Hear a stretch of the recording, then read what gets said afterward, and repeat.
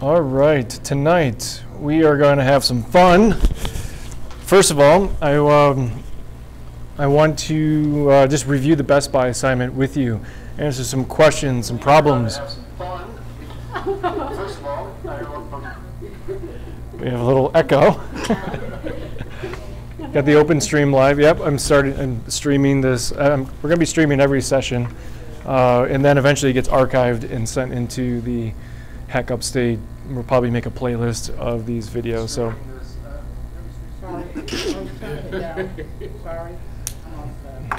Just turn it off. It's fine. Tonight's featured fruit is grapes. Thank you, Caitlin. And what is that? Plum? Yeah. Is that a plum? Yes, perfect.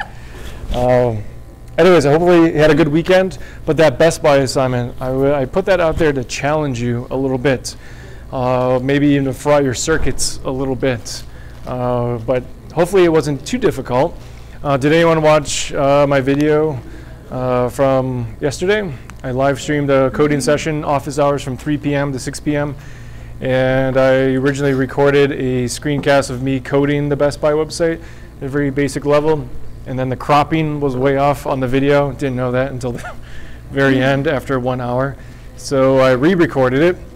And we did it live too, so I'm probably going to do that each weekend on a Sunday. I'm not going to do your assignment for you, but I will go through the process of making a project with you so that you can vicariously watch me build it. Maybe it'll answer some questions. I'll also have Slack open at the same time while I'm live casting, so if you have any questions, you can throw them there. AJ, you were there in Slack. Dana, you were there. Anyone else? Yeah, I asked a question. Asked a question, yep. Was 3 p.m. to 6 p.m. a good time to talk and mingle on Slack? Did that give you ample amount of time to work on something ahead of time? Or did you, like the typical student, just start it the morning of, the day of? Don't worry, I know. You guys are such students. Okay. I haven't even turned mine in yet. Well, I'm still playing catch up. Karen, I can understand you're just still playing catch up. Karen has joined us for this week. How was? From here on out, yay. Yeah, from here on out. No more traveling. No more traveling. Not allowed. Where did you travel last week? I was in Lake Placid. Lake Placid, awesome. Yeah. Do anything fun or just work or? Just work. Just work. It snowed. It snowed. Every time I go up there, it snows. And then when I left. You could just stay here and it'll be blue skies and it'll still be snowing for some reason. Anyway, so tonight I want to show you a little bit about Best Buy, maybe answer some questions, and then I'm going to bring you into that header of Best Buy and show you how to do the logo, the menu, the search input, and that little shopping cart icon all the way across. And that should really finish off that Best Buy project. After that, we're going to blast into a new project, a project that's going to take you 2 weeks to complete with us, with the instructors. And we're going to be I've redesigned Syracuse.com to be more like magazine style, more bigger and more visual. I'm going to give everyone the design, and over the next 8 classes for this week, for next week, you're going to build a little bit of it with the instructor. I'm going to be with you this week, Monday and Wednesday, and we have a new instructor joining us on Tuesday and Thursday, and her name is Christy Pressler, and she's going to do some other topics. While I do HTML, CSS with you, she will do things about the command line, GitHub, and next week JavaScript as well. So you'll come away with this project with another prototype in your portfolio that will hopefully look nice. And in through doing so, I really want to simulate what it's like to work at an agency, especially if you're a developer. You often get handed a design from the marketing team, from the design team. It's already been approved. Now it's your job to execute it and bring it to life. And at the very surface level, what we're doing right now is we're building the HTML and the CSS. So tonight we're going to start that Syracuse.com assignment. We're going to color block it. And through color blocking the website, we're going to learn about Sass and responsive web design. We're going to start to make some conditional CSS to make it look nice on a mobile device versus tablet versus a desktop. You'll see how this all makes sense in just a little bit. Before I get going, any questions, any thoughts? to design this website? I've already designed it. You've already. You're gonna program it with me and Christy for the next 2 weeks. All right, so we're gonna guide you through. So we're not training you to be designers, but we will be giving you design lessons through the next for your next 24 weeks. You're gonna learn a little bit about design here and there. More about that in like module 3 and 4 or 5 or something like that. Can I ask one question about Yep. the assignment we had? So I was doing it with the articles, and then when I was watching the video, it was the div classes. Well, no, I still used articles. Yeah, I'm not quite sure Okay. why you wrap them in both.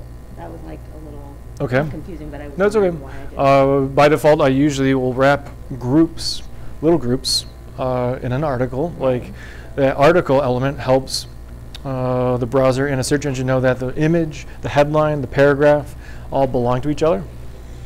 Now, whenever I have to subdivide or do something else with an article or the children content inside, I might have to use a div to do something. So in that video, I took an article and divided it in half, half for the image, half for the little bits of text. To get that side-by-side action, I needed an extra div around the little text children to help the display flex 50%, 50% side-by-side action. So was that for the CSS, or was that part of the HTML? Both. You put the div into HTML, and then you reference it in your style sheet. I'm going to demonstrate that again with the Best Buy header in about a couple minutes. Yeah. Yeah, that was my question too. Yeah. The div and article. Yeah, one to reach for a div, one to reach for an article, and we'll do that. You'll do that 1,000 times in the Syracuse.com assignment project. Other questions, general questions? All right, so let me turn on the screen and get going. I think my audio was working correctly on the live stream. Thank you, Dana. Yep. All right.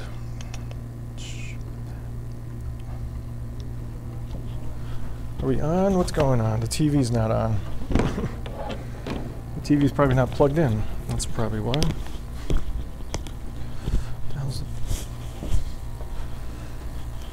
Oh my God, where's the plug?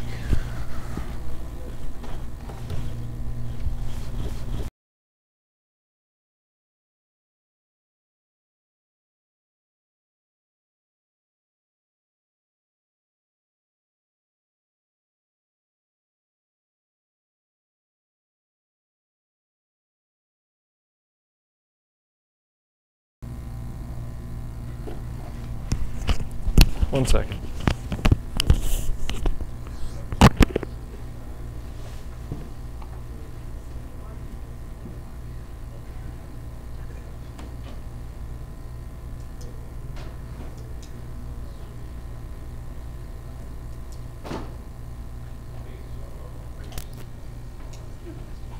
Just assume equipment is automatically plugged in.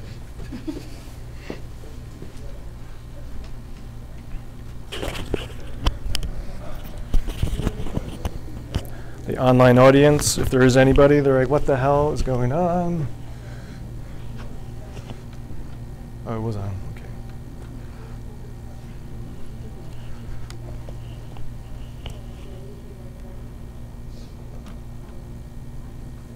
okay. Okay, boom. I want to verify. Let me just switch a few things.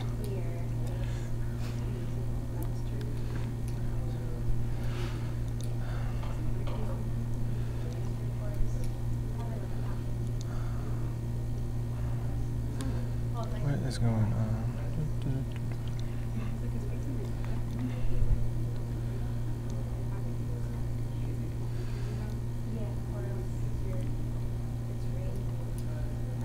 Whoa, don't do that.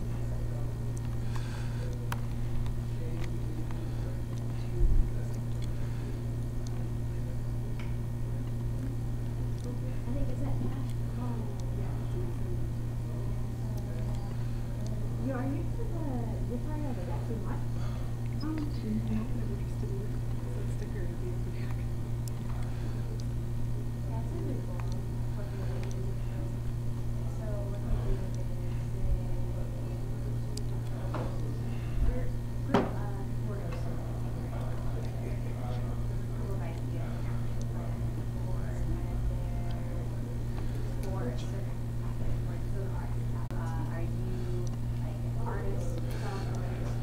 All right, so I am going to start with the code that that I had set up on Sunday, and that code roughly looks like this. Now it's big right now, but let's focus on just mobile only tonight, and focus just on the header design. Before I do that, was there any other general questions about how we did X, Y, and Z, or header, the main content, the articles, or the footer? Okay. Yeah, I have a Yep. question about the text. Yeah. Like, I got it to line up side by side, but the format didn't come out. This text right here, side by side. Yeah. Okay. That text. Yeah. This area is actually built up with an article with a couple giant children inside. So I'm going to drag Best Buy into VS Code, the whole folder Best Buy. When you do that, it opens up the file explorer on VS Code. That way I can have access to any file in my project. So I'm going to open up the index.html and zoom in on one of those offers. Right here is one offer. So inside offer, I have two main children. It's offer image column and offer content column. See how there's a div around the image and a div around the content. Now when I started out the demo yesterday, I didn't wrap a div around the image. I just treated the image as like an important child. What happened to that image? Did anyone see what happened with the image if I just applied flex to it automatically? It stretched the image. It stretched it. It was trying to make it as tall as the other side of, it was trying to make it as tall as the offer content on the right side. Okay, so sometimes there's some inadverse effects, some bad effects, when you introduce display flex into like a parent. So what I did was I just wrapped a small div around the image and a small div around all the content, and right there, 50%, 50%. It shares the space, 50%, 50%. I had to go into my CSS document and declare what is offer, what is the offer. The offer is parent, is the parent around those two child boxes. The parent is the main thing that has display flex. What this does is it takes the immediate children inside the offer article. Think of this as the article element, offer class. Display flex, take your first layer of children and split up this entire parent equally. Padding top, padding bottom, just a little space above and space below, and a border along the bottom edge of this parent box. But the real subdivision is this column, offer image, 50% of the available space, and the other box, offer content, 50%. If I wanted to distribute space differently, if I wanted my image to be smaller, well, I would make offer IMG column 25% and the content box 75%. And it will subdivide and distribute that space equally. I'm also applying a little margin right on the offer image column. What's really nice about Flex is, even though I'm doing 50-50, I can add a little 20, and what Flex does is it takes that 20 away from 100%. It uses it for the little margin, takes the remainder space, whatever it is, and divides it by 2 and puts 50% here and 50% here. You don't have to have your values add up to 100%, because right now it's like percentages and pixel values. It doesn't quite go together, but Flex will handle it automatically. This rule in the middle might be a little confusing. This is the image element. This image inside the offer image box will scale itself up to 100% of the available space, and then the height will display proportional based on its aspect ratio. It automatically scales the height down to whatever it needs to be. It doesn't stretch anything, doesn't squish the image. It scales it up to 100%. Without this, with 100% for the image is going to display at its natural size, whatever it was coming out of Photoshop, and often it's a little larger. But you might think by seeing width 100%, like, oh, it's going to be 100% of the entire browser window or whatever. And the opposite is true. This width 100%, this image is going to be 100% of its parent. Its parent is the offer image box. And that box is scaled to 50% of its parent. Its parent is the offer class. And this parent has nothing about width. When you have nothing about width, it automatically becomes 100% of its space. And the offer right now is just 100% of the browser, more or less. See, that's why things scale up, especially down here. That article is 100% of the browser, 50%, 50%, and then within this column is an image, and that's trying to be 100% of the available space. So it's like a little trickle-down effect that you have to mentally visualize when you do this. Did I answer your question? So for the text, on that demo, I didn't really stylize the text. So by default, things are just to the left, hanging out. I could come in here and start to stylize the H3 and the H4 and the paragraph. And all I would do is add font family, color, font weight, and maybe a little margin bottom, margin top. Yeah, but like when you typed in like a Mac, I think it was. So MacBook Pro save up to on the PDF, the save went under MacBook Pro, like it left a line there. Yeah. I didn't know how to make it do that in CSS. It will do it automatically, like right now. Are you talking like this? This text right here, category label, offer title? Within the offer title, in The offer content, within the H3 and offer content, Yep. of MacBook Pro. Yeah.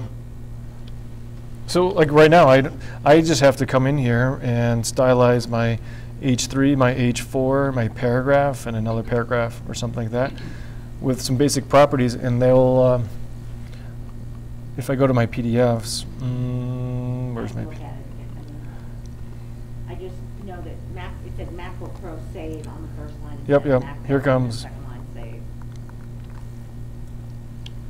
Okay, so looking at this design, what's missing from this, or what's missing in my local demo versus this PDF, is all I have to do is take special event, take the H4, apply font weight bold, font family Arial, color colon whatever the red color is, margin bottom, maybe 10px, and that's it.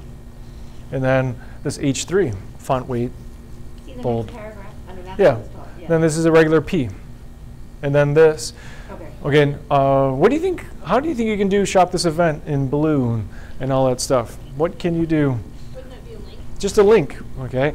At the very least, I would still put it in a paragraph, but in the paragraph, in the P element, stick in an A element, because it's still text, just has a little hyperlink wrapped around it. And really, that's optional. You don't even need the P, you just need the A around this text, the anchor element. But then it underlined it too. Yeah, okay, so in my design, I did not underline it, but it's okay for right now to have it underlined. That's the default way a hyperlink will display. In CSS, there's a way to turn it off. We're not going to do that right now. Questions? Yep. And the space between the picture and the text, that's all padding or margin? So in my image column, I had margin right 20px, and that will push away the text column. So that it's either column you want. If I take this column and I apply margin left, it's going to push that way. If I take the left column, the image column, margin right, let me flip back to my code. So they offer IMG, which is the left column, with 50%, but push off 20px.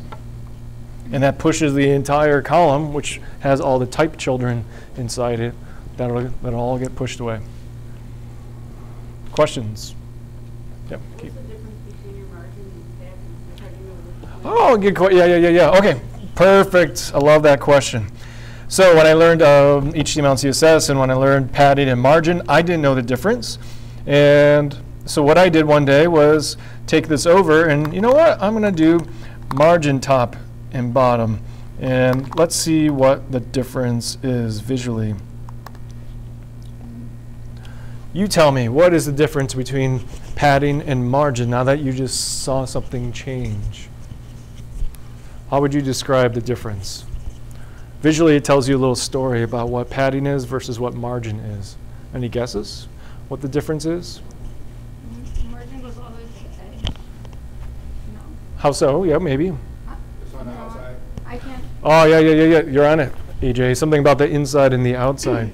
Okay, so padding will extend. Let me just turn on a silly color here on the offer. Background color, lime green. Beautiful color. Thank you. I know. Okay. So margin goes on the outside of a box. It's going on the outside of this article, and then it's pushing anything away. It's pushing up off of our featured offers, that H2, and it's pushing down the next article. Okay. Now, if I flip this back to padding, tell me the difference once you see it.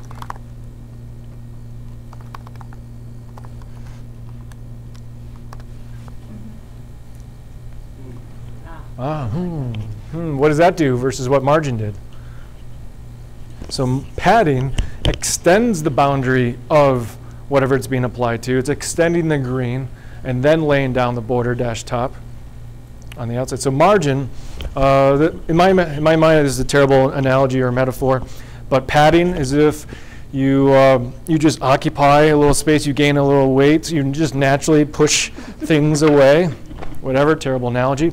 But margin is like, I'm here, podium, you're here, get the hell away from me, 10 pixels. There's white space, there's negative space between me and the next object.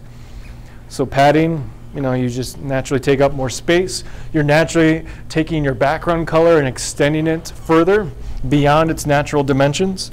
But margin does not extend the boundaries. Let me just undo it. Margin stops the object and then pushes away. So there's true white space between these. So when I use... Padding is like when they tell you to line up and they're all standing together. And then the margin is if they say, now extend your arms out. Yeah, padding is extend your arms out. Oh, no, hold on. Padding is everybody standing next to each other. And then they say, now everybody take your arms. Yeah, so margin are like arms, pushing away, true negative space, get away from me. Padding is just like, you take up more space, but you're still in your, this is awkward, I apologize. So if you took the three of us and put us in a line Yeah. and said stand together, Yeah. that would be your padding. And then if you said, now everybody go like this. Yeah, that's margin, yeah, you're right. That's your margin. Yeah, If you told you to gain weight, that would be bad. yes, Then you are actually yeah. Yeah. The margin pushes it. You look just fine, by the way. No, no. You look fine. I'm not worried about that. This is going down a slippery slope here, people. This is not how you, Wait, so yeah, to further complicate things, so I'm thinking of it like a box, right? That's what we're talking about. yeah. So is the margin a part of the box? Margin's kind of like the outside of a box, pushing away other boxes. Okay. Yeah. Like, I applied margin to this column, and I pushed away. There is true negative space between those two columns. But I use padding dash bottom and padding dash top. There isn't true white space. There's an extension of the lime green, then border dash top, and then an extension of the green as well. So these two objects, these two articles are literally touching each other. Okay. Compared to margin, margin's like, So it's get like away. When he changed it, the picture moved up all the way across the line. Right. Because there's no padding in between the border of the box now in the picture. The margin on the outside is pushing the featured off. Here's another visual example. Let me open up the H2. And the H2 is going to have a background color of orange. Orange. Refresh. Look at that beautiful headline. Here comes padding dash bottom, something obnoxious like 50 pixels. Save, refresh. Okay. The H2 is technically pushing down the articles, but look at the background color. You're extending the boundaries of what the H2 is actually taking up. Look at the difference between padding and margin bottom, 50px. Save, refresh. The orange stays behind the H2, but then there's like literally an arm pushing away the article. Okay, the H2 is like, get off me, I can't breathe, I need some white space, I need some space. It's not you, baby, it's me. Okay, this is another awkward. We're breaking up, okay? If you're ever breaking up, all you gotta tell your significant other is you just need a little bit of margin space, a little bit margin, not some padding. Your padding is getting in the way. This is awkward, I apologize. Okay. Cool, padding versus margin. Whenever you want to extend the boundary of something, whether it's a background color or anything, use padding. If you want true negative space, true space, nothing being extended, then use margin.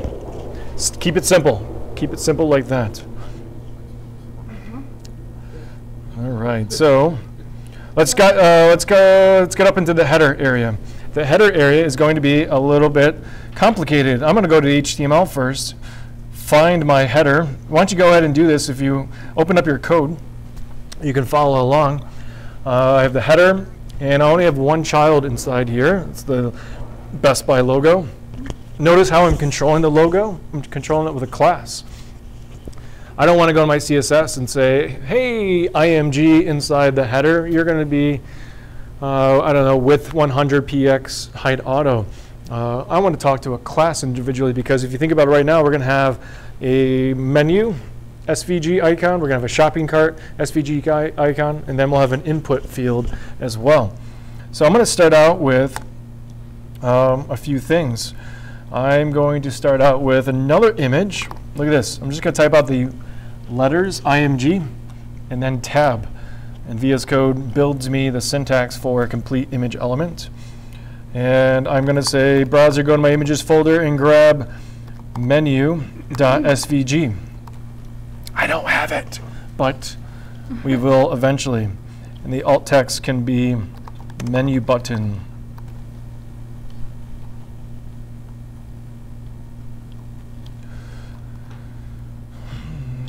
Save.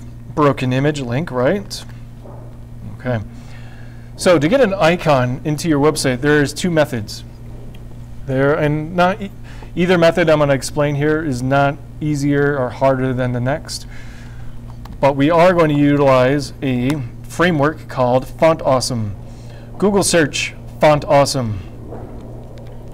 Google search Font Awesome. It's the first search result, fontawesome.com. And what Font Awesome is, it's a font that you can embed into your website, and it brings in a library of icons that you can use. There's two ways of getting it into your website. Either you can link to the entire font and load in all like 500 icons or so into your website, or you can download singular icons and use them as SVG icons. Let me demonstrate both, and then maybe you can come up with your own conclusion about what's best. And there is no best, but okay. So I learned everything about Font Awesome on this website. I learned what it was, and then I hit start using for free, the button, and the first step, they have little instructions down here. Step 1, set up your site. Copy this code into the head of each template or page where you want to use Font Awesome. If you look closely at this code right above it, it's a link to an external style sheet. And the style sheet's not like a local style sheet, not in your project folder. It's located on a external server, use.fontawesome.com/releases/ blah, blah, blah, blah, blah after that. So we're going to copy that. We're going to paste it up in our head section. And then I'm going to show you how to use the icon by placing in the icon code that they give us on another page. And then you can stylize them. So step 1, copy this code. Go ahead and do this.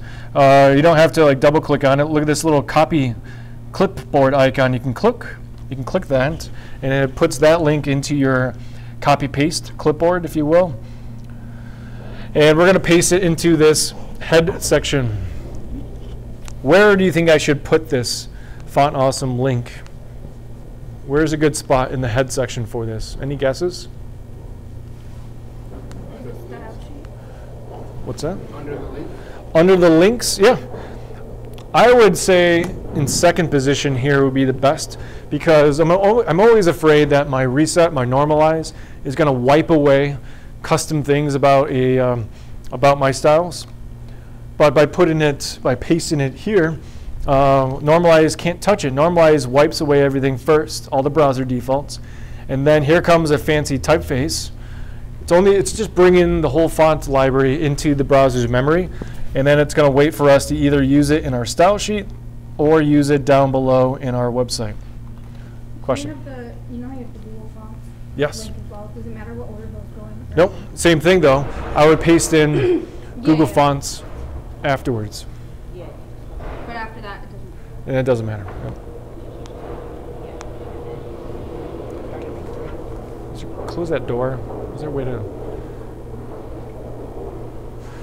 This is the closed door hand gesture. It was like. Okay, step 2. Add icons to your user interface. They have a whole page called icons. Click on the icons on the nav bar, and it brings you to an icon directory. And this is where you can search for the icon. And the icon that we want, I'm going to search for menu. And there's all sorts of search results that show up on the fly. And I want what's called the hamburger menu. Font Awesome calls it bars. It's 3 bars. It's your typical menu icon.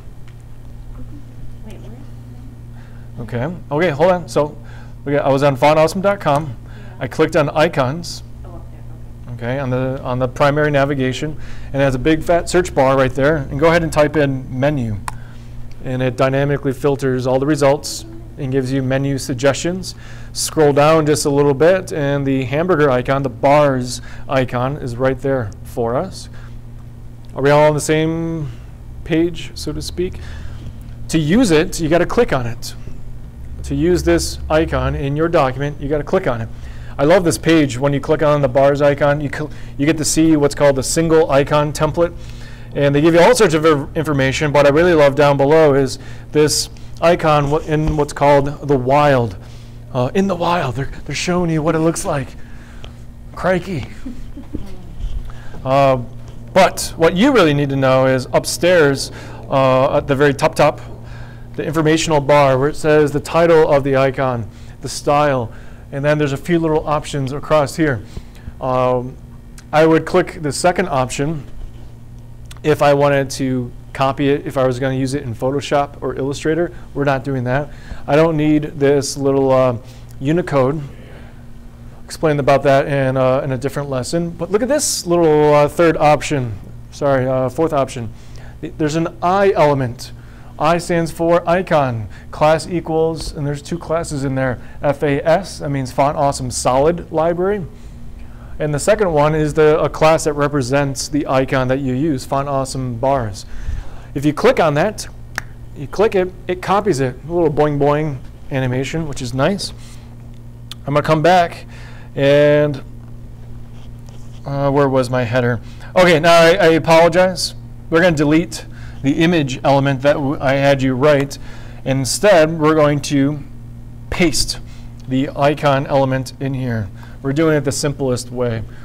The advanced way would be to download the SVG, and I'll do that in just a little bit. But look at this. I pasted in the icon. I got rid of the image element that we had for the menu, and instead we're telling the browser, load in that typeface, and then load in FA bars class, which you don't have to get into the guts of it, but in that link upstairs, it's loading a style sheet with all the information about the Font Awesome library, and somewhere in that style sheet is a reference to FA bars, and it's referencing a specific icon.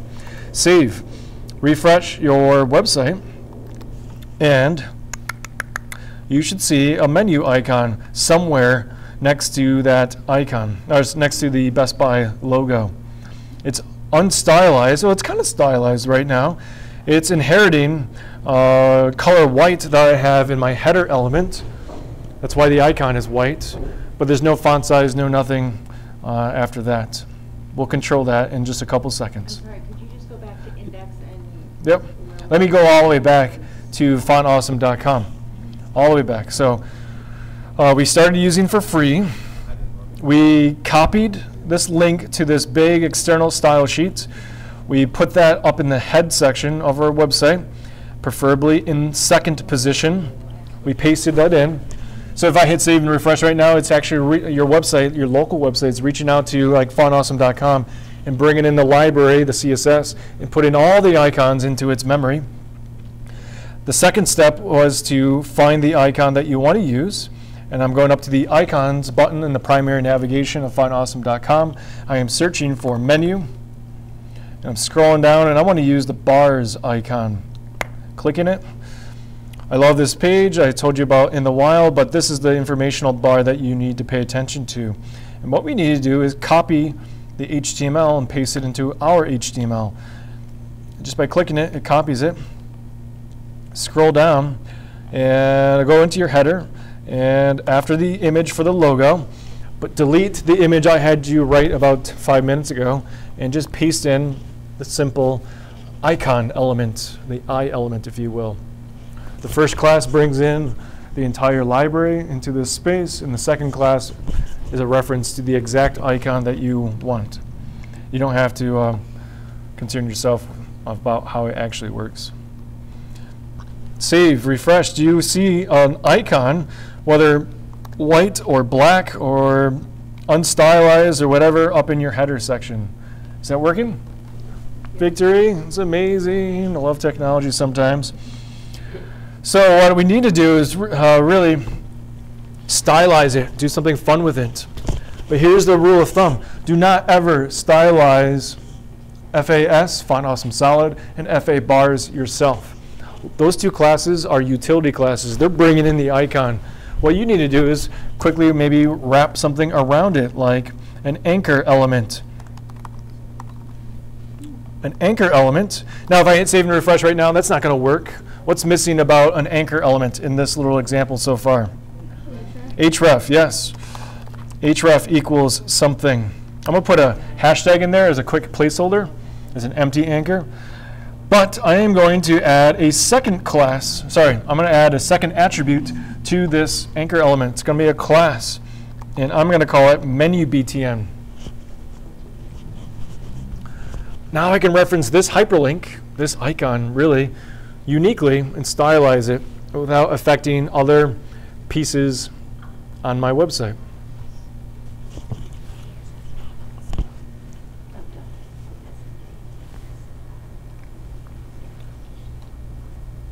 Questions? How important is the caps? You see, yeah, my capital B, not important, but in computer science, that's called camel casing. You want to really keep everything lowercase, but sometimes you build up longer names, but you can't keep them all lowercase because it's very hard to see, like, especially if you don't want a class with like more than one word to it, more than like 3 words or something. You don't want, you can do underscores, you can do hyphens. What a lot of developers do is camel case. You keep the first word lowercase, and then you capitalize every new word that comes into it, so it looks like camel humps, so to speak. That's one way. Like I said, you can do an underscore or a dash, and that all works. But I like to keep it short and sweet and camel case it on the fly. You'll see a lot of camel casing once you get into JavaScript and other programming. Okay, the fact that it has its own class means I can talk to this icon by itself. I can go after the logo class and talk to the menu BTN class. And for right now, I'm going to light it up. I'm going to just say, hey, background color, I want to see orange around this link.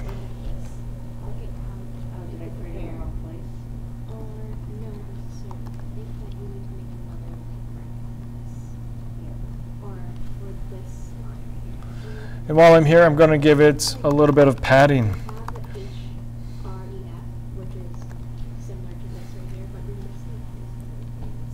So where do we go?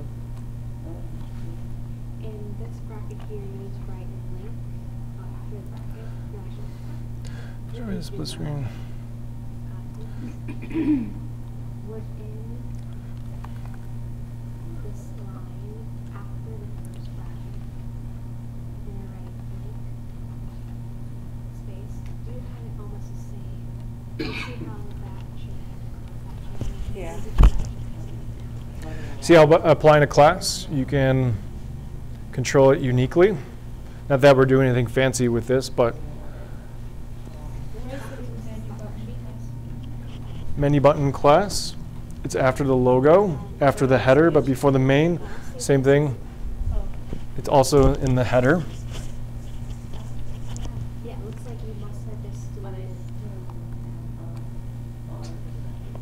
You do have it, it's right there. So you're linking it in very easy. You've got one going. Right here, an anchor element Yeah. with a empty hyperreference, but it has a class attribute called menu button. It's wrapping around the icon, and then the anchor element closes. So it's like wrapping a little tight box around the icon. And then in CSS, you can reference that class name. And all I'm doing is I'm saying background color orange and a little bit of padding to spread it out. We can also do a little bit of font size 24px. Let's see what happens with font size 24px. I can also control the color white.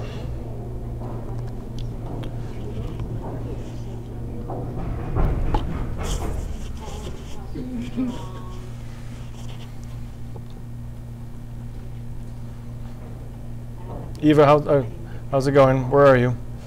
I have the bars, but they're very small, and then Okay. there's a broken link that says menu button. Get rid of that broken image link. I deleted it. I apologize. That's my fault. I had you type out an image source.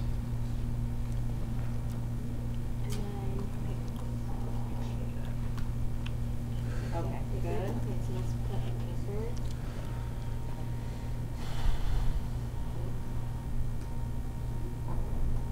Wrap the anchor in between. Wrap. You want so the anchor.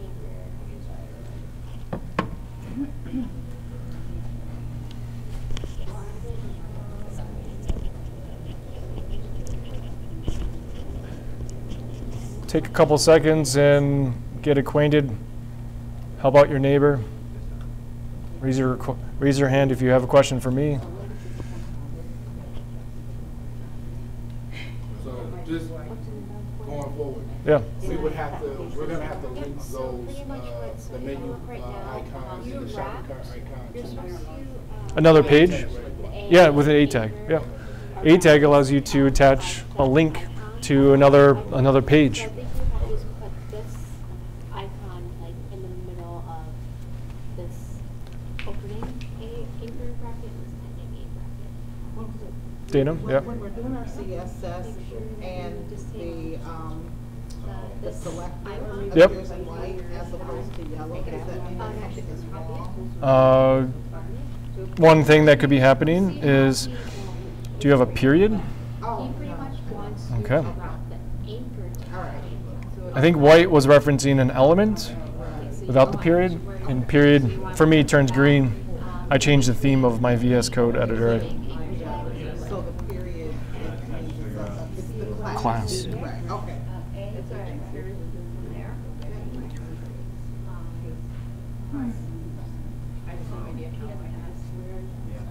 Yes, he does. After the, yes, so he does by right. Yep, so you have, squished it in between.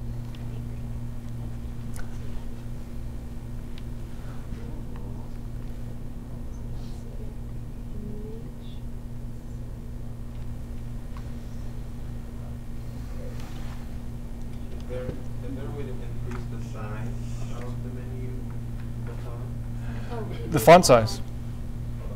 Font size, yep. Font size. It is, this icon is a typeface. It's no different than a headline, paragraph, etc. This is what the beauty of loading it via a typeface is. You can treat it like type. Font size, padding, color. You can apply margin to it. You can apply a background color to it.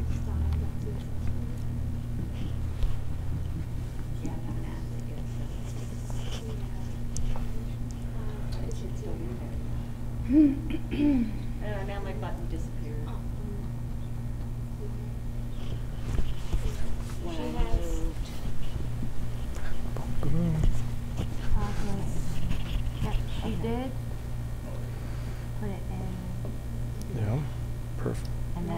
this before. It was still there before I moved. Only thing is, it's in the header. That's the only thing I can. It looks good. Yeah, it should be Save. good, yeah.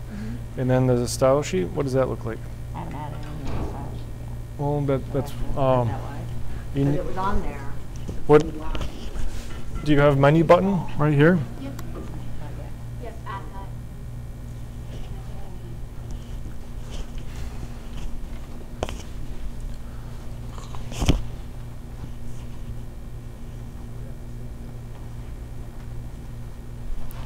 Oh, I know. That's your do background color.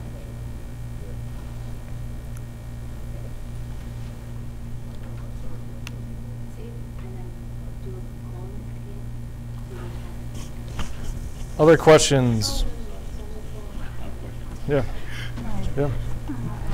And so I added my CSS, Yeah. and the hamburger button disappeared. Oh. Right, Okay, which is a your little- A tag is incomplete.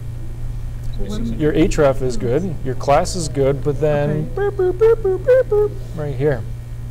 You left the A tag open. Oh my god! Yeah, yeah, watch out, watch yourself. Save, refresh. That's why the A tag just. That's where it went. Wasn't close. All right, Kelly, you get a C minus for today. C minus. See you later. Start over. Questions, yeah?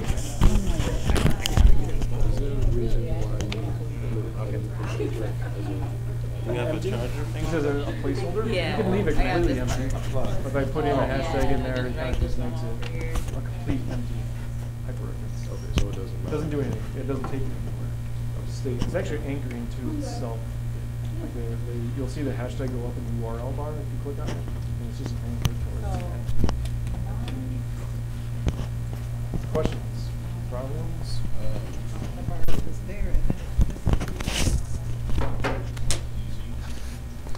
I guess my question would be, when you add an anchor tag and put an icon in it, why does it disappear? Is it just because like it's It thinking didn't disappear.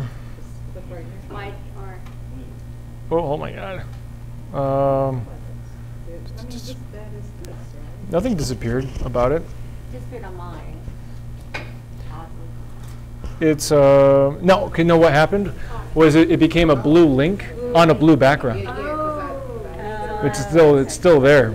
So that's why in the CSS I changed color white and background color orange just to get away from that blue background. right? That's why blue background is very close to hyperlink blue. Right, because you put the href Empty. Yep. Yeah. So okay. I'll practice that tomorrow. Relax. We're good. Eva, any questions? No, What were you? It doesn't look good. I mean, I still have the orange, and I put in the other 24 pixels. It looks like this. Yeah, good. I'm caught up. Okay. Input field. Here comes an input field. An input field is a field that a user can type into. It's going to be our third child inside the header element. And input is this. You just type out the word input and hit tab. And by default, it gives you a blank text input field. Look at this. Ready? Type out the word input and hit tab. It builds out a blank text input field. Watch this again. Input, tab. You can add a class to this called search bar. By doing that, why is that important? What does that give me the ability to do if I give it a class? Manipulate it? Yeah, manipulate. I can talk to it individually without affecting all inputs on my entire website. Granted, I have 0 inputs on my entire website, so it's not bad if I stylize all inputs the same way. But when in doubt, not even when in doubt, proper practice is to give certain things, if you want to talk to it individually, give it a class name. Search bar. And I'm going to jump over to CSS and talk to period search bar, to class search bar. Hey search bar, you're going to be background color red. You're going to look beautiful. Let me just go to single screen here. Search bar, you're going to be background color red. Let's just see what happens with that. Refresh. Ah! Search bar. You're okay looking, but you need to be spruced up a little bit. Let's do background color white. Let's do 5 pixels of padding and border 0, because inputs come with a default gray border. And I got a little search bar coming in here. So a little background color, a little bit of padding, and border 0. Get rid of the default border that comes with these input fields. Oop.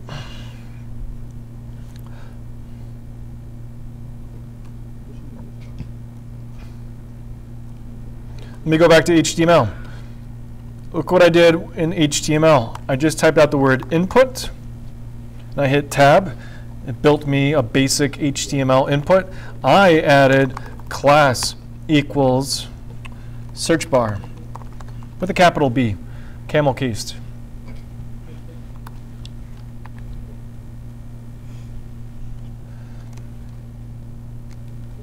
And I'm going to guess, I think it's placeholder equals search the site.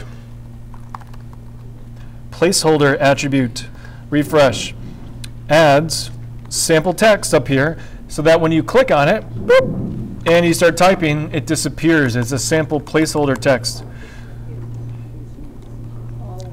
So let's look at this stack. Look how beautiful I'm making this input field.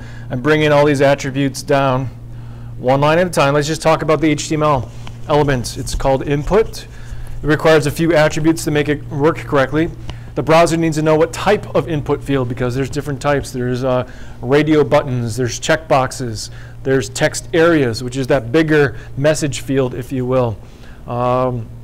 There's radio fields, which are little click boxes. Class is just for our own styling purposes, so I can talk to this uniquely, individually, without affecting other inputs on my entire website. And then placeholder attribute gives the browser a little bit more information about this input field, and placeholder is just sample text that the input field can start with. Squirrels outside, there's just a lot of noise. Does that make sense? And then to stylize it, so far, I've just added a background color, puffed out the box a little bit with padding, extend the background color by an extra 5 pixels on all 4 sides.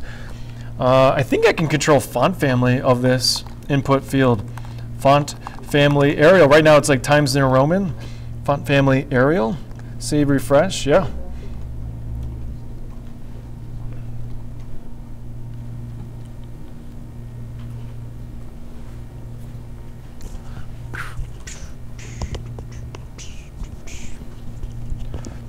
What do you guys think so far? Not too bad? Dana, what's going on over here? I have to style the A tag. You have what A tag? No, what happened is that Burger was laying inside the background, the color. Yeah, blue on blue. Yeah. Yeah, blue on blue. It's my new rap album, Blue on Blue. And it tripped us up everywhere. Yeah, menu BTN comes in. Since we wrapped an A tag around the menu icon, it made it a blue hyperlink.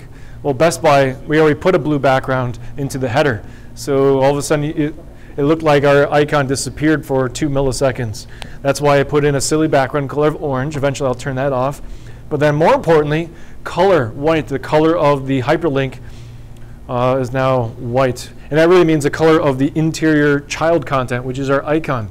The icon is just like text right now. It's just like a font that we can control. Font size, color, padding, margin. You can apply anything to it. Let's do the last little icon. The last little icon is our search icon, no, shopping cart. Well, guess what? I'm going to just take my beautiful A tag called menu button. I'm going to take that and copy it and paste it still within the header, but after the search bar. Save. I don't care that's another menu button. This is good right now. I can use it as a placeholder. It's going to bring in another menu button. Okay, it's going to look beautiful. Look how beautiful this looks.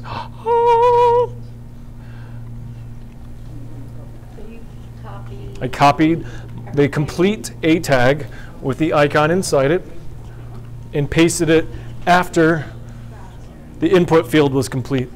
So now I have 4 children inside my header parent.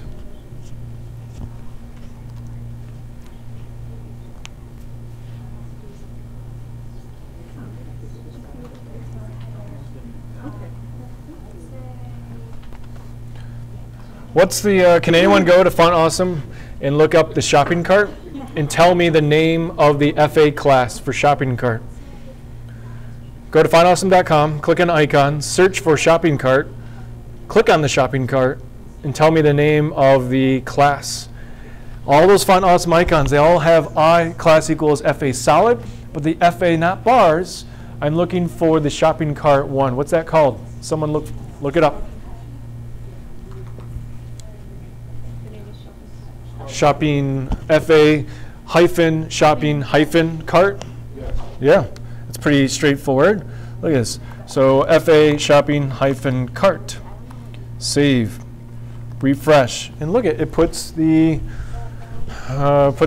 white shopping cart up in that menu button class, the second instantiation of the menu button class. So that second class where it says FA bars, replace that with FA shopping cart. All those icons from Font Awesome, they have a unique class associated with each icon. And when you work with Font Awesome 1,000 times like I do, you start to memorize some of these classes because you just use it so many times. Now, where did we find that? Well, on Font Awesome, if you go up and search for shopping cart in the icons, look at all these little shopping carts. Now the ones that are grayed out, by the way, the ones that are grayed out are pro editions where you gotta like pay for, but the ones in dark black are the ones that are free. And you can do so much with the free icons, you don't even need the extra icons. If you look at them closely, they're just different variations, different styles, outline style versus fill color, thinner style. But here's the shopping cart. And if you look closely at this information bar right here, that's the HTML that you need. And the only thing different about that HTML is the second class. And that second class correlates or corresponds directly to the icon. Okay, so I didn't have to go back and copy paste it. I could, but I saved some time. I don't know what happened. What happened here? This orange just appeared. Okay, so that's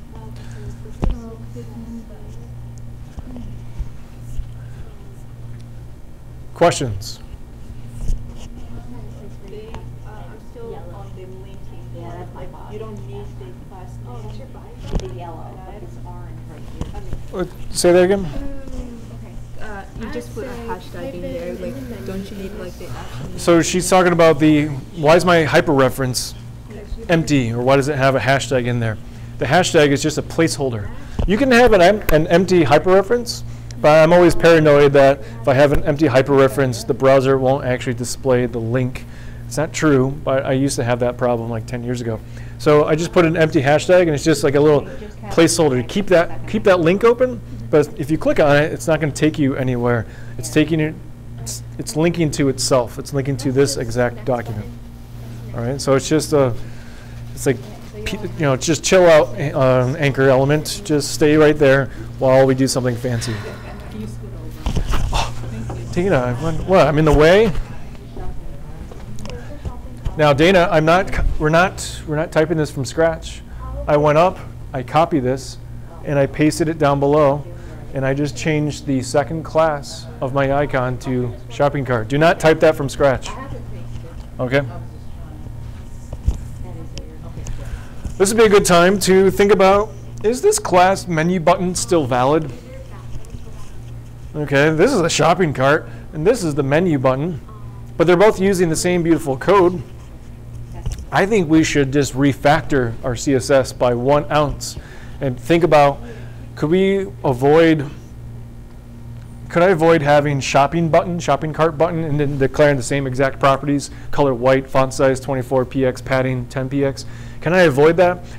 And the answer is yes. I can have one class, kind of like what we have right now, and why don't we call it the class menu icon, and menu icon just twice, menu icon, and then in your CSS, menu icon. And now it's universal. So menu icon twice. It represents any icon in your menu right now. And now you're not getting caught up into like menu button or shopping cart button or search button or anything else in the future that you may or may not add to this.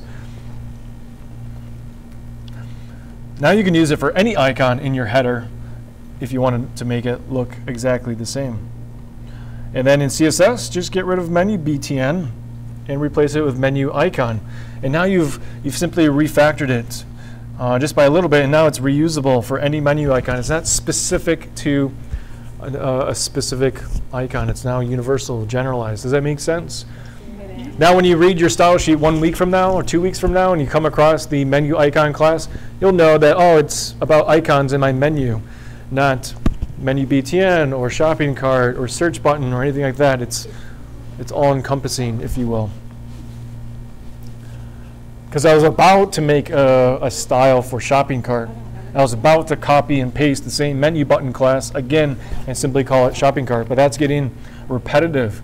That's getting dirty with our code. We got to say dry as much as possible. Dry. Don't repeat yourself. DRY.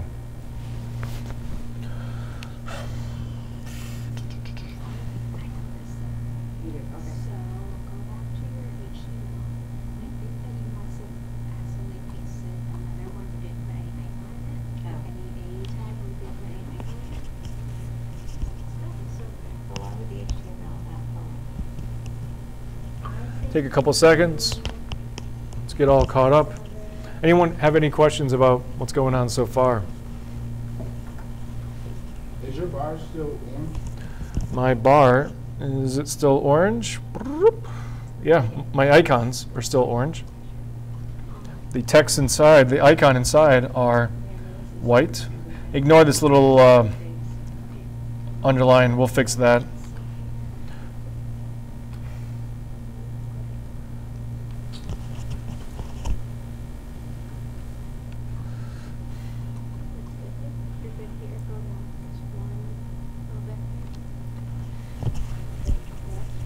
Look how I've organized header, by the way. I have header on the outside, and then my children are pushed in or tabbed in 1 ounce. So I can see opening and closing header really fast. I can see the image. And look at it, once I have like 3 attributes, sometimes it's nice to like to put the attributes on their own line so it's readable. It's optional, you don't have to do that. You can keep it all across 1 line. My anchor element, I can see an opening A and closing A really fast. And I have my icon child tabbed in. Input field, almost like my image. Anchor tag opens, anchor tag closes with my icon child inside. Keep it as organized as possible. You'll thank yourself later. Questions? Eva, any? She's got this Yeah, weird area funky. of orange that showed up when I added the shopping cart. Yeah, and then Right there. she doesn't. Where? What? This Oh, little- yeah, wow. What is I that? don't know how I did Did that. you leave a door open to your anchor element? Let's go back to your HTML. And looks like Oh, A yeah. tag open. Well, Oh, looks like, yeah, right, A tag open this one right here. Oh, okay. all right, you Here. left the door open, All right. and everything's flooding out.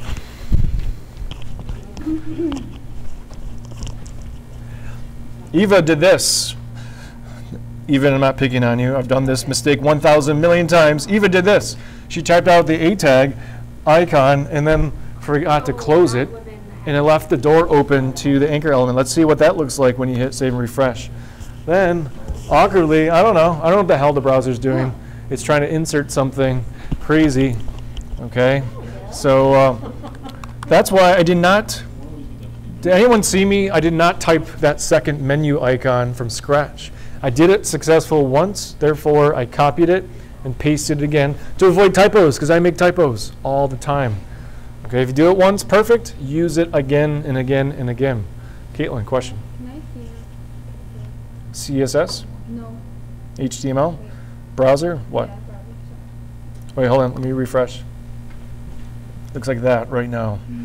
Pretty ugly. Mine looks good. How weird is weird?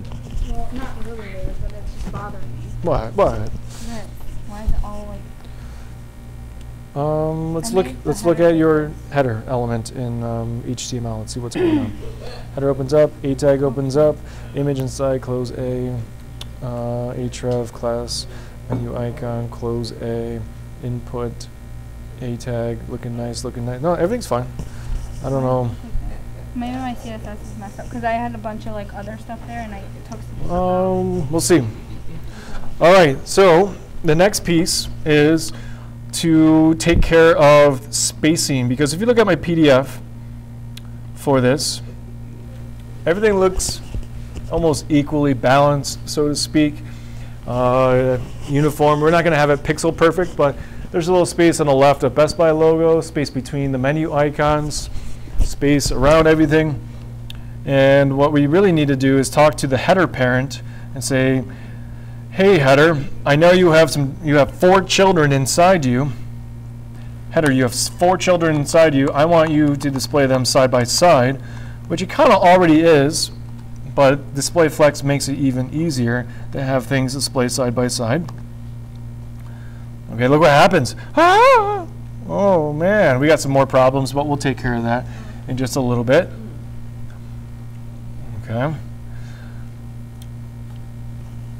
There's some more flex properties. Watch this. I'm going to Google search display flex. Don't do this, just watch. And there's a lot of websites that I go to all the time about Flexbox. Flexbox is this whole thing about grids and columns and flexible content. And I'll often go to like this page, a complete guide to Flexbox from CSStricks.com. And what I like about it has pictures of the different properties. So display flex on this container, on this little box called container. It makes things display side by side. There's a property called flex direction. You can actually change the flow direction. You can have it go from left to right or right to left just with flex direction property with a unique value, or up and down, or a column. But there's one about spacing. Look at these little justified content previews. I would love to do not this. I don't want everything jumbled to the left. I don't want to jumble everything towards the right on the end. I don't want to center it, but center might be nice. But space between, look at this. It auto-distributes the space of these hypothetical blocks.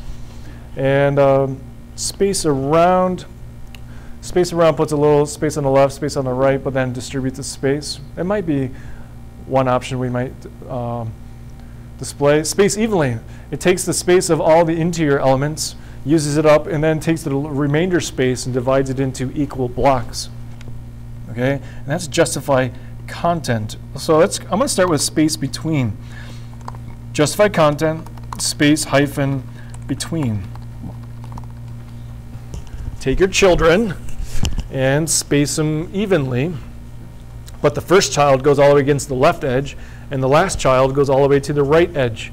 And any content in between gets evenly spaced out. Save. Refresh. I'll come back. That work out? Oh, yeah. Look at that. Kinda. I mean, it's working, but it's...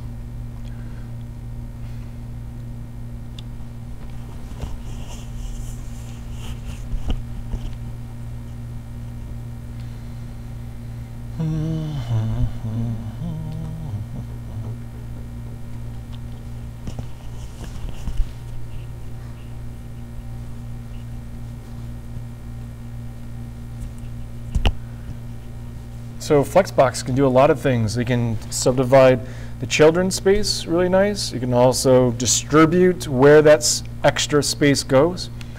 So if you Google search display flex or CSS Flexbox and go to that second, what I did was I just Google search display flex, and the second search result, CSStricks.com from 2013, has a beautiful guide about a good, nice visual guide. There's many guides about Flexbox, but this is a good one because it shows you a visualization of what's happening. And the one I pointed at was this justify content, all these variations. And they have the values down below. Don't have them with vertical bars, but pick the one that you want. And the name of the values corresponds to the image names. that you see above. So justified content was the one. And let's just start there. That's a nice way of just distributing the children's space equally, with the first child against the left edge, last child against the right edge, and everything else evenly distributed. We got some funky things going on though. Got some funky things. Our buttons are getting crazy. All of a sudden things are trying to be, I don't know, the proportional, they're trying to be the same height all the way across. That's one thing about display flex, that sometimes it's hard to control. Let's see what happens. Let me do this. Don't do this. Let me try this out. I'm going to talk to the menu icon class and declare a width of something and a height of something. Save, refresh. Look what happens. Boom. It says, no, I'm not going to be height auto. I'm not going to be the height of all the children. The menu icons are now height 50 and width 50. Now they're doing their own thing. Let's go ahead and put that in. While you're at it, go ahead and put in text align center. Hey icons, white icons, center yourself left to right inside that 50 by 50 box. Kelly, can you see, by the way, am I blocking? I can see most of it. Most? Yeah, well, not all. Okay. Thought so. Is my padding getting in the way a little bit? It's okay. That was a CSS joke, people. That was a CSS laugh. Okay, thank you. God.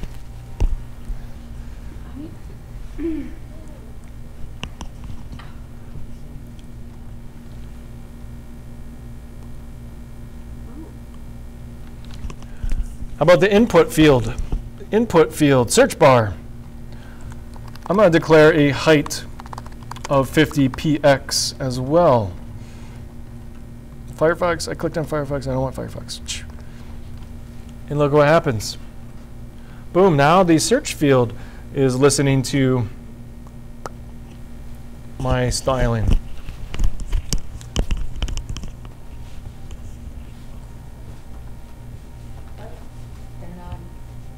They're not equal. We'll fix that in a little bit. Okay, now those elements are going up towards the top where they really belong for right now. And the height is controlling the display of the background colors. To get them in the center, well, there's a flexbox property for that. And I'm blanking on the property right now. I got to go to this guide and look about aligning children in the middle. Look at this. Align items. Look at these little visuals. Align items. Do I want them at the very top? Do I want them at the bottom of the parent? Do I want them across the center? That's what I want. I don't want to stretch, and I don't want baseline. I don't want to. I've never used baseline to line up the text. So it's align items : center. Go back up to your header parent and say, you know what? While you're at it, align your children. Align items here, center. I can't memorize these properties. I literally, every time I do a little bit of Flexbox, I can remember to display Flex. But the other properties, the sub-properties, if you will, Flexbox, I need to go and look at these visual guides. CSStricks.com, or there's a few other websites. W3 Schools has an excellent guide. Save, refresh, let me see what happens. And now, for whatever reason, it snaps back, and things are now displaying like they should be. A little bit of padding on the top for the header, padding bottom for the header. My 50 pixel blocks are working correctly. One thing that's bothering me is the icons are not in the center. Why is that? The icons are not in the center of their boxes, yeah. They're in the left-right center, but they're not in the vertical center. Yeah, there is no, I mean, there is vertical align, but it doesn't work the way that you expect to. So watch this. I'm going to take away padding for 1 second. Watch what happens. Don't do this. Watch. Save. Refresh. Okay. There's still 50 pixel blocks, but the icon is floated up to the very top. There's a property called line height. Line height 50px. It's the equivalent of leading. I'll talk about leading in the future. It's line above and space above and space below a baseline. But what happens is it pushes up 25 px and pushes down 25 px from the very middle of the icon. And it vertically centers the icon. Text align centered, that's left or right centering, and line height pushes up 25 and pushes down 25, and it vertically centers the logo in that space.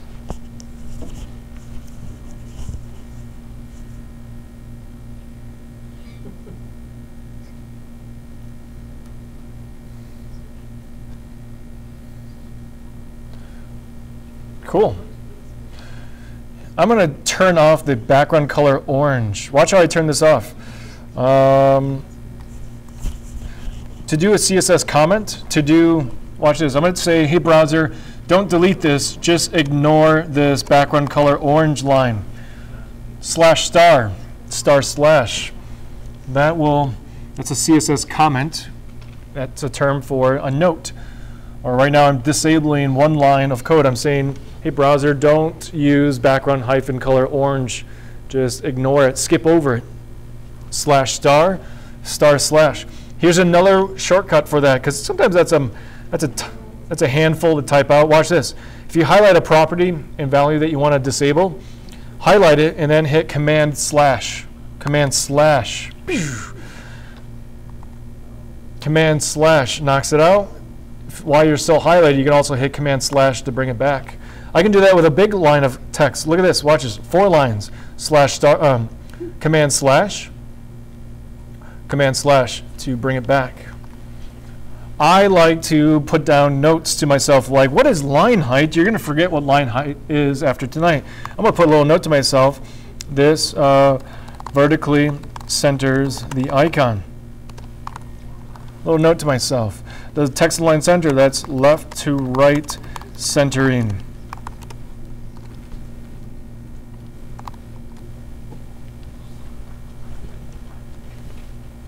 So load up your style sheet with little notes to yourself about what some of these properties do. By putting little notes, it doesn't hurt anything. The browser doesn't care that you have extra characters in your style sheet that's not being used. It doesn't care that you have things turned off like this. It's nice to come back to beautiful notes that you left yourself from last week. Write notes for your future self. Assume that your future self is going to forget how some of this works. This is a professional practice. Developers leave themselves all sorts of notes, especially if you're working on a team. If Johnny picks up the files on a Monday and does some stuff, and Susan picks up things on a Tuesday, and they're not together, they're not even working in the same office building, maybe one's in New York City and another person's in California, but you're sharing code, it's important to leave down notes about what you're doing in the code. What finally happens if you work for like an Amazon, a Netflix, or a Facebook, a big time company, you take your style sheet and you run it through a minifier, and it's almost like a paper shredder. It sucks out all the extra space. Okay, paper shredder is not the perfect example. Shrink wrap. Okay, it takes out all the comments, it takes out all the tabs, all the enter keys, and it minifies all the space into a nice tight CSS file that you put up on the live website. But you never edit that file, you edit the developmental version of the style sheet where you have your comments and your tabs and your spaces and enters. Okay, so we're not minifying anything right now. So make it as verbose as you want.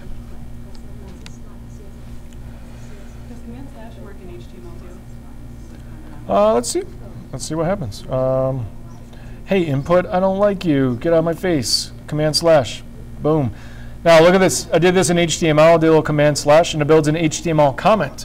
There's a different anatomy to an HTML comment. If I look very closely, it starts out with a greater than less than sign, exclamation point, dash, dash. It needs 2 dashes and an exclamation point to work. And then you got to finish it with a dash, dash, greater than less than sign. That knocks out a line of code.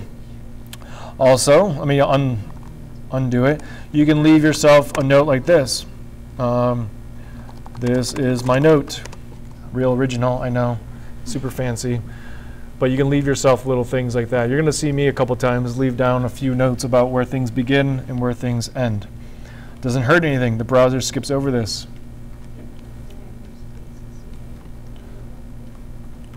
You can also just type out this is a note and then highlight it and hit Command/, and it'll do the work for you. You don't have to do the exclamation point dash dash. You guys are so spoiled. I had to do this from scratch all the time, and I still do it from scratch. I don't even like sometimes remember some of these keyboard shortcuts. Uphill to school both ways. Yeah, I know. Snowing 6 feet. Yeah. Questions? Let me zoom out, save, refresh, and looking pretty good. We got rid of the orange, and we got our buttons, and so on. Things are working. Okay, it doesn't look great in desktop, but it looks okay mobile, roughly like this. Is 24px a perfect font size? No, probably. You can jack it up to maybe 26 or 27 or 28 for those icons. You might want to tinker a little bit. The search bar isn't the greatest. Does it have to be 50 pixels tall? No. But you can maybe make it 40 pixels, 45 pixels height. You might want to dial it in a little bit. Let me look at realbestbuy.com. I typed in bestie. bestbuy.com. And by default, it shows you desktop. But down in the footer, I found a little link. Where was that link? That link was right here, mobile site, next to the search, social media links. Click it, and it opens up everything as a mobile site. And let me just bring this into the center, and let's take a look-see at the height. Inspect element, and I just hover over that, and it's height 30px. I can see by the CSS document over here, height 30, a little bit of padding left, some border treatments, border radiuses, different width and advanced width. We'll get to that later on, but yeah. Okay, you don't have to do this, but I went down to the footer of bestbuy.com next to the social media icons. Facebook, Twitter, Instagram, Pinterest, there's a link for a mobile site. You can click it and look at it. You can also queue it up on your phone. That's the best way. They have a little code sniffer that sniffs out whether you're on a desktop or a mobile device and serves up the corresponding code. But luckily, they provide a little link down below. All right, that's it for Best Buy. I would clean up the typography, clean up the background colors. That's the fun part. You should already have done that. And so on. Any questions? Dana? So I figured out one of the problems that I'm having is that when I went into our editor and I told it to open up the workspace or the folder,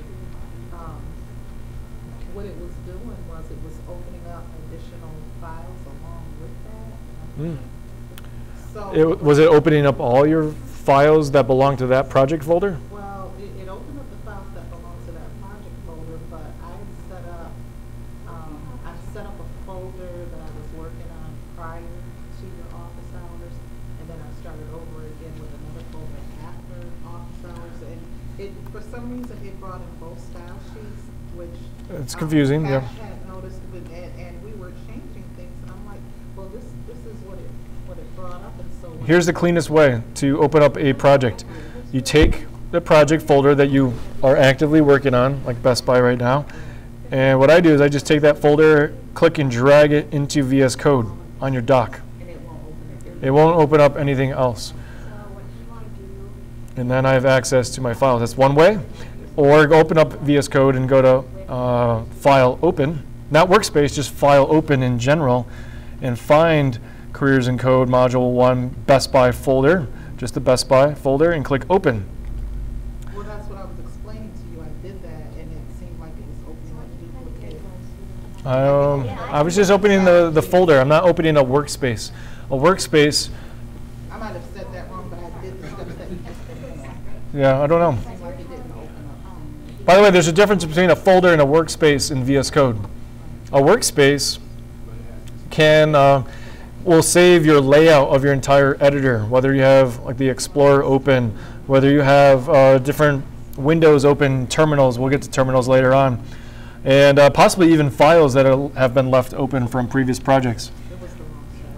But if you drag your folder in of the current project, it doesn't open up a workspace. It just opens up the files that you want to edit. Questions? All right, we're going to take a 10-minute break at 7:06. Come back at 7:16, and we will begin tonight's new lessons about SAS and responsive web design and get Syracuse.com project off the ground.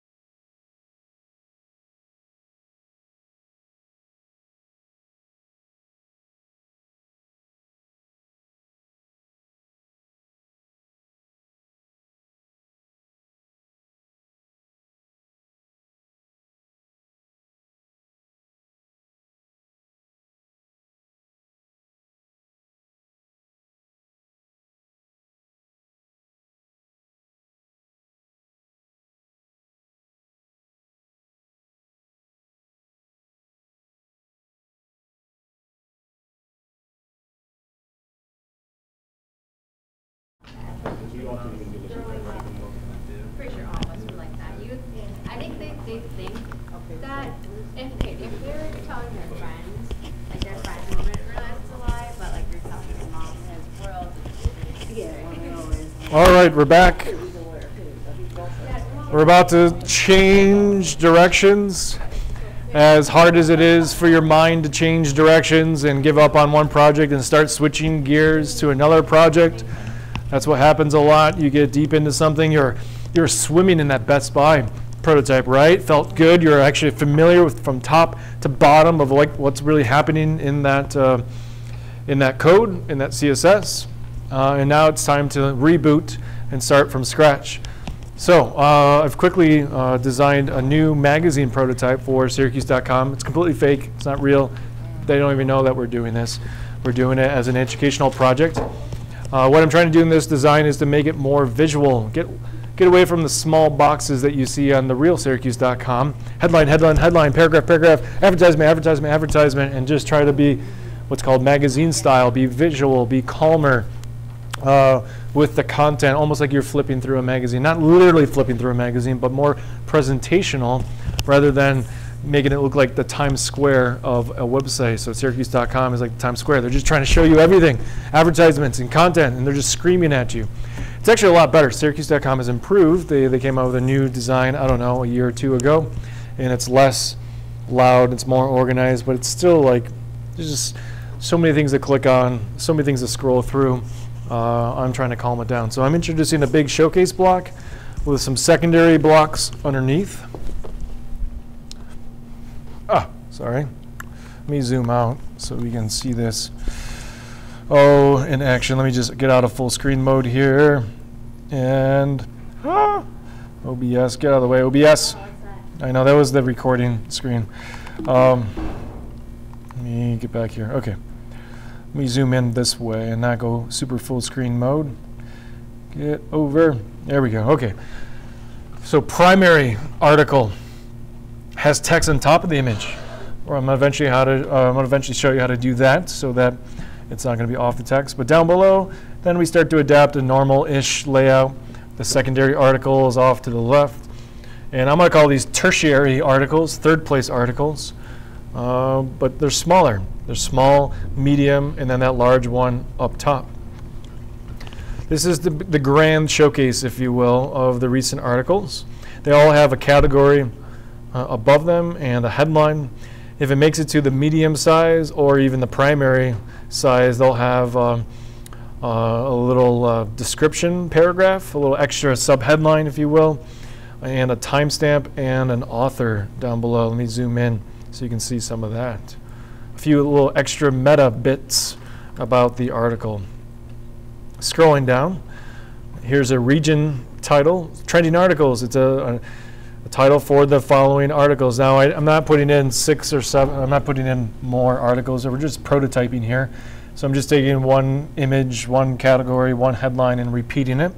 But I'm sneaking in an advertisement into the third block, and then 4, 5, 6 for the articles. Ending that region, beginning a brand new region, and throwing down a banner ad that I downloaded straight from Syracuse.com about a Kia. Closing that region and opening the footer region where I'm repeating the logo, putting a little copyright information, and putting some social media links at the very bottom. What you should be seeing, what you should be visualizing is the skeleton to this website. And on the second page of the PDF, I've given you somewhat of a skeleton. I'm going to talk about this red dotted line around this. It's going to be a container div, but it's going to hold a header box, this tiny little box, a big article, the primary showcase, and then we're going to start to subdivide the space and try to get one medium article on the left and 4 smaller articles on the right with maybe a parent box around it. We'll see what happens. And then close out the black area, close out that big region, and open up another region, open up the white region. And another div class container, you'll see what that does in just a little bit. Start another parent block with child articles inside. I'm not labeling these. I want you to start to mentally label this out or print it out or sketch it out on a piece of paper sketch out the structure.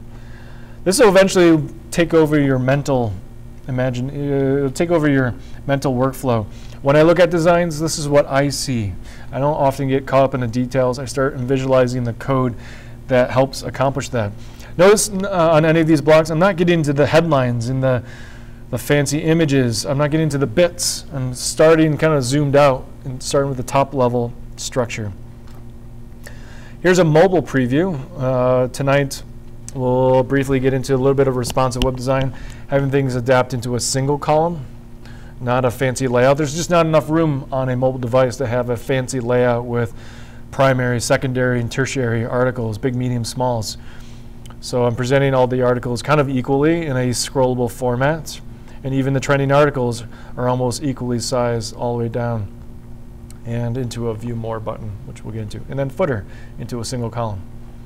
Over the next 2 weeks, we're also going to work on a single article template. So you click on that lacrosse article and you go to the page all about this one article. We're going to have the same header, similar showcase, just with either the same photo or just in a large space. And then as you scroll down, we get into the article in the main column, a video embed from YouTube, and the rest of the article. That's in a main column. And then on the sidebar column, we're going to have social media links, an advertisement, and some category links to go to other hypothetical pages of this magazine.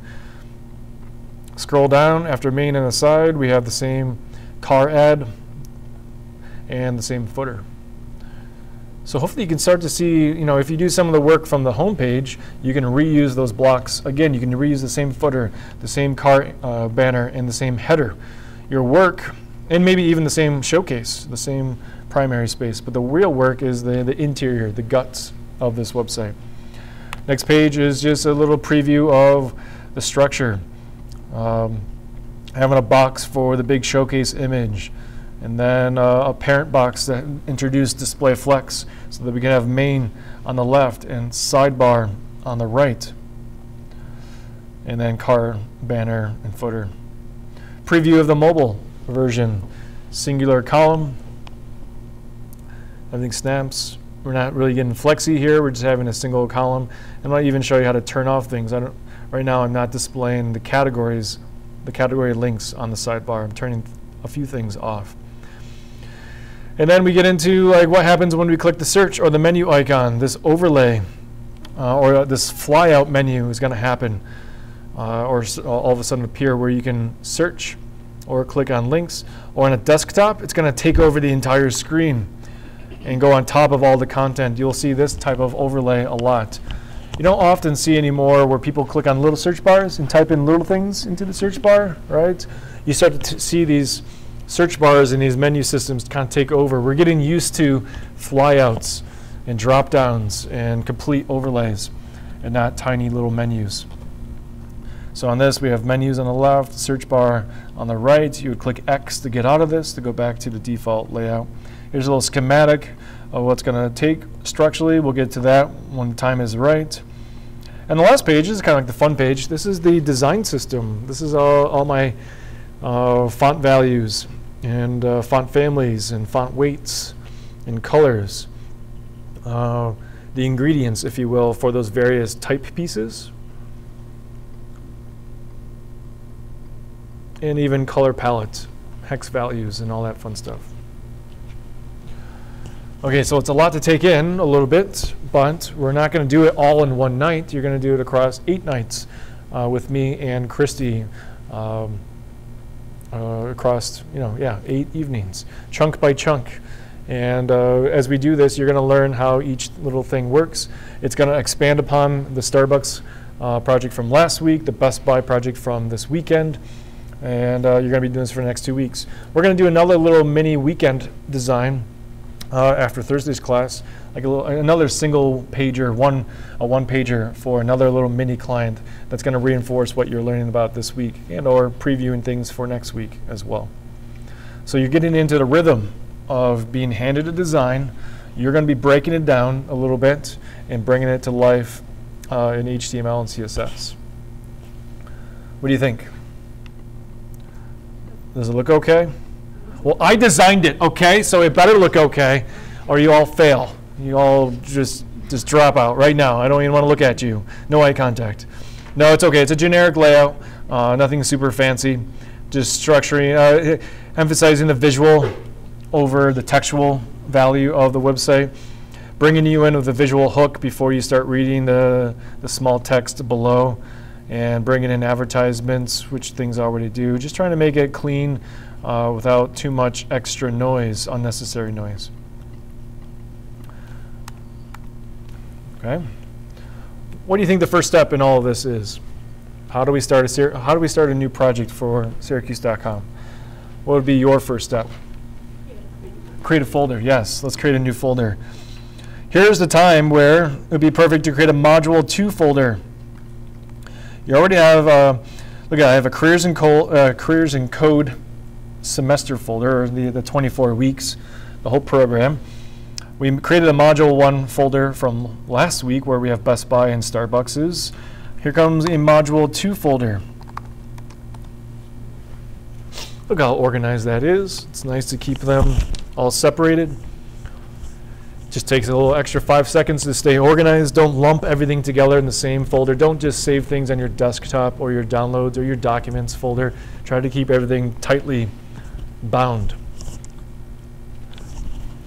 Module 2, inside Module 2 that is, we're going to create Syracuse.com like that or something. You can't don't put a period in the folder because it'll think it's a file extension.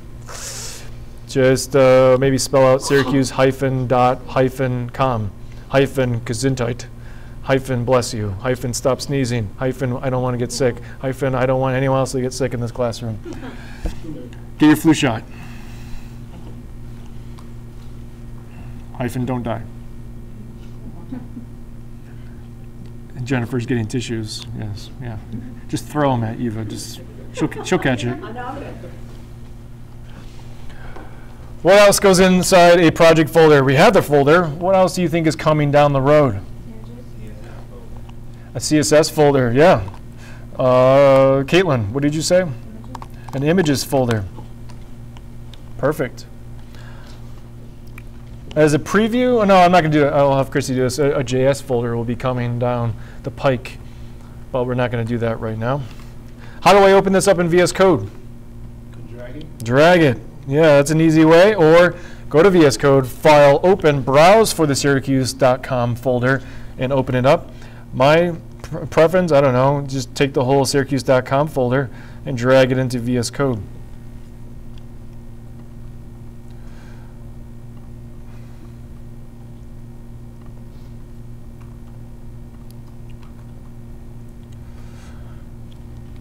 Looking at the Explorer tab, look at it, I see Syracuse.com parent folder, CSS subdirectory, images subdirectory. What am I missing to get this going? Index.html. I'm going to click this new file icon and call it lowercase index.html.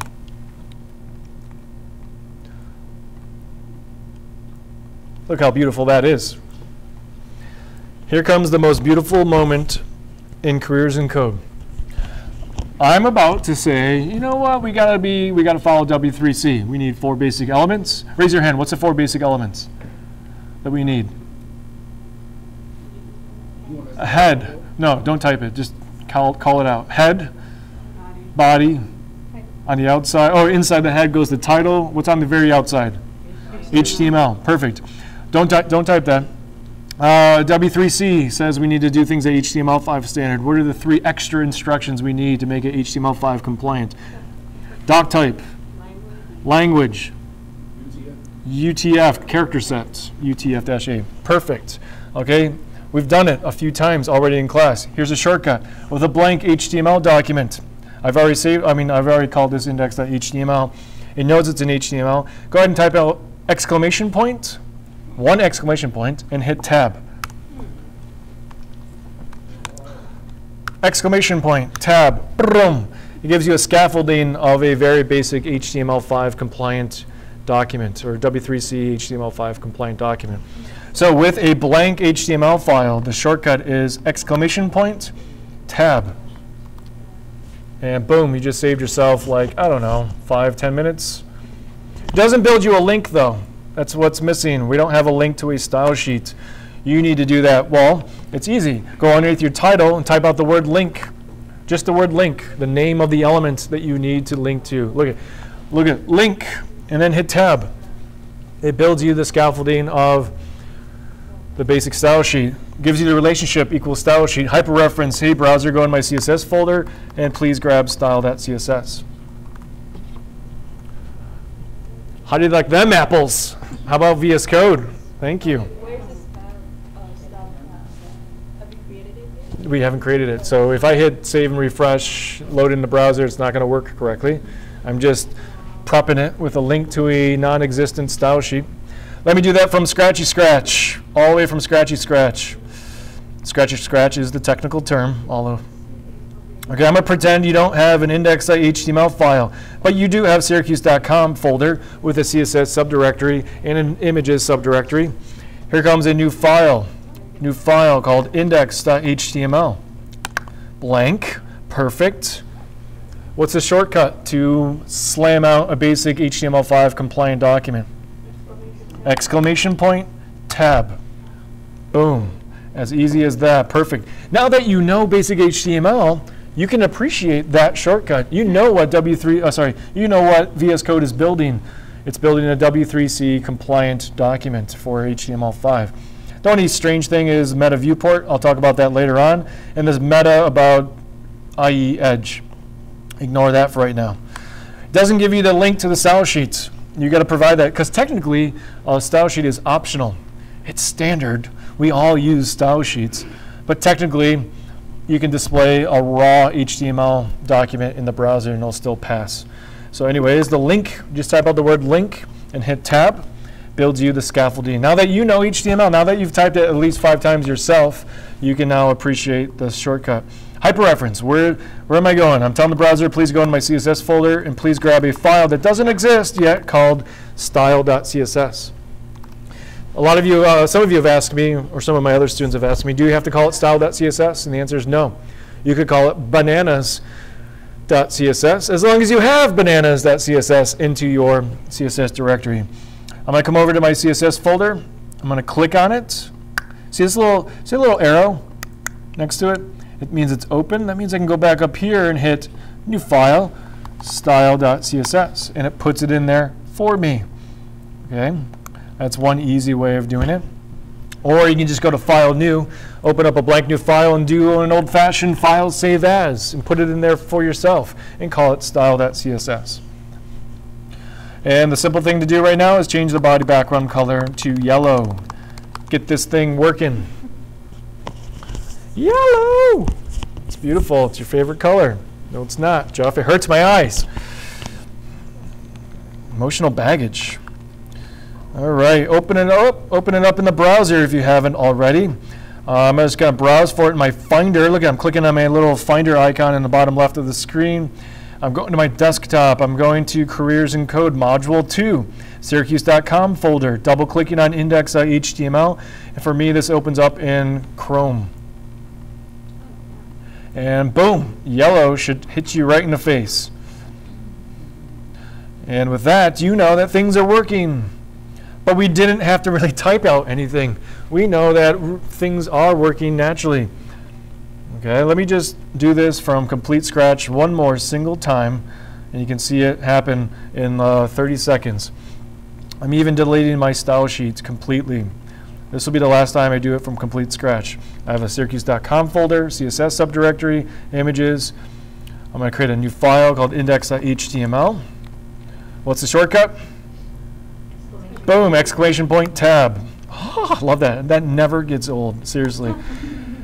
VS Code, I wish I had you 10, 15 years ago.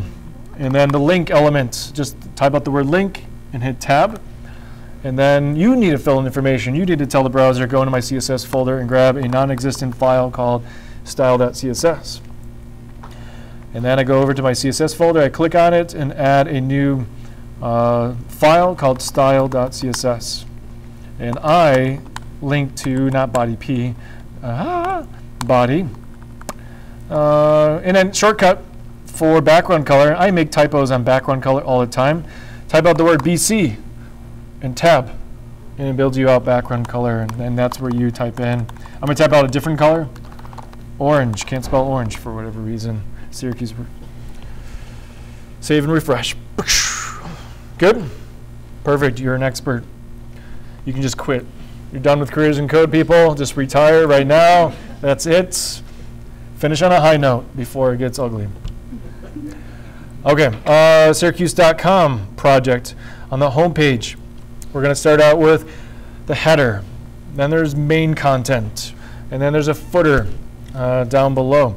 Just by saying that to myself and sketching it on a piece of paper, start with some basic stuff. Header opens up. Oh, by the way, shortcuts when you type in elements like the header. Just type out the word header and hit tab and say logo stuff goes here. Don't get into the details. Don't get into the weeds yet. Not the logo, not the menu or the search icon. Next one is the main element. That's where all the main content goes. And then there's a footer at the bottom. I'm typing out the word footer. I'm hitting tab. Builds me out the scaffolding or the HTML code for that. And I'm going to say footer goes here. And then close the body.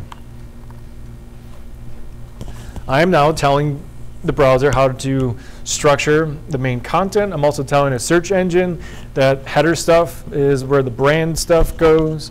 Main content is in the main element, and copyright information and fine print to the website, not super important stuff, goes inside the footer element. I'm now applying semantic value to this raw content. Granted, there's no content right now. Save, refresh, and ugly. Nothing fancy. At this stage, before you get super deep into HTML, CSS, what do you think I should be doing right now? What's one step that we did a couple times last week? Before I get too far into this, what can I do to improve my control over the website? Title? Oh, we already have a title. Granted, did I fill it in? Probably not. Oh, there is no. There's document right there. But you know, I could type in Syracuse.com. I heard the right answer though. Normalize. Okay, normalize. You can start with just taking this link, copying it, pasting it, and taking over the name to normalize.css. That's a start right there. I don't have that file, so it's going to cause a file not found error in the browser, but it's fine. It's not going to destroy anything. There's two ways I can get this normalized file into this new project. What's one way? What would you do? I dragged it from one of the old files. Okay, Eva, dragging is good, but not great because you're now ruining the old folder. If you drag a file from an old project into a new one, dragging means literally pick it up and move it. Copy it and paste it. So that's one way. Go to your previous project, copy normalize, and paste it into the CSS folder for this project. The second way is the old-fashioned way. Just go to normalize website and recopy the code and repaste it into a new file. Pros and cons of each. You know what? I'm just going to go to module 1, Best Buy, CSS. Take that normalize. Look at this. I'm just clicking normalize.css. Command-C, copy. Travel to module 2, Syracuse.com, CSS, paste. And look at it, normalize drops right in, and we're off. And we're now, I can tell it's working because look at the content goes up to the very top and the very left, if you will, of this website. Now I know I have no more margin on my body, etc. And one more extra thing that we've been doing a couple times is take the H1, H2, H3, H4, H5, H6, and paragraph, and reset the margin to 0, padding to 0. Normalize doesn't do that. Normalize actually puts in its own defaults, which is sometimes nice, but most of the time it gets in the way. I like to control my own margins, my own paddings. So I often just reset the typography like that, so I have complete custom control. So two things. You got to set up normalize, you got to link to it, and you got to get it into your CSS folder. That's common sense. Oh, I heard a little copy paste action. Perfect. And then in the style sheet, load up H1 through H6 in paragraph, margin 0, padding 0. Normalize, I wish you did that for me, but it's fine that you don't. It does a lot of other nice things. And if you pop up in the source code of a lot of modern websites, a lot of good websites, you're going to see them linked to normalize. You're going to see it somewhere in their style sheet. You can tell it's in their style sheet because when you scroll through their styles, you're going to see this big comment at the very top. Normalize.css, MIT license, GitHub, Necolis, normalize CSS. And you're going to see these big comments notating what these things are doing.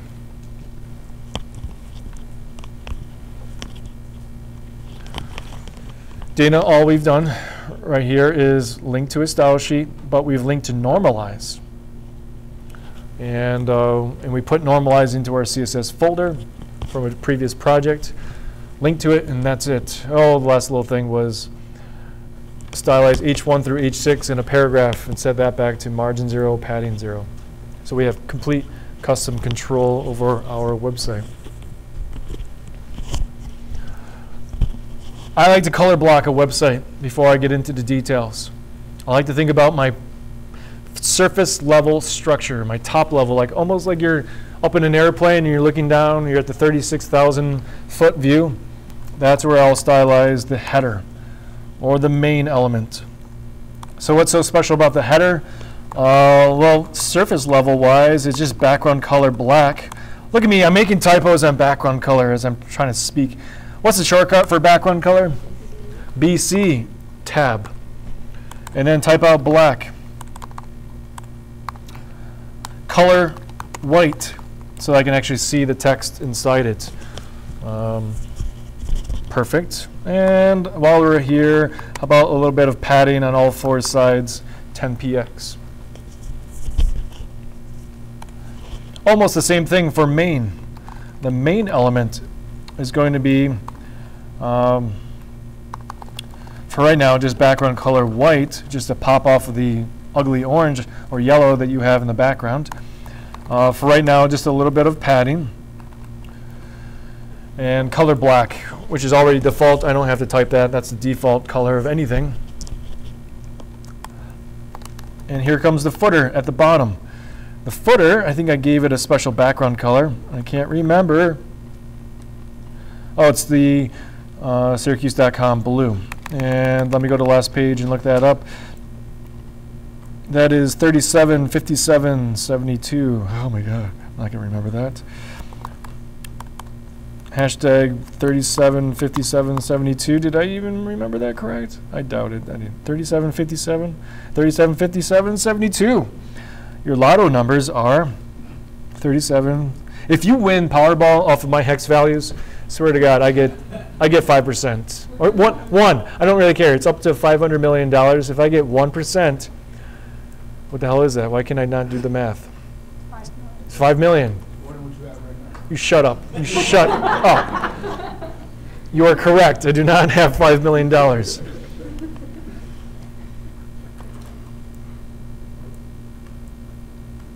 I'm daydreaming. Stop it. I'm daydreaming. I'm just thinking of that Scrooge McDuck, DuckTales. You do your little dive into the bank, and you're doing the backstroke through your money.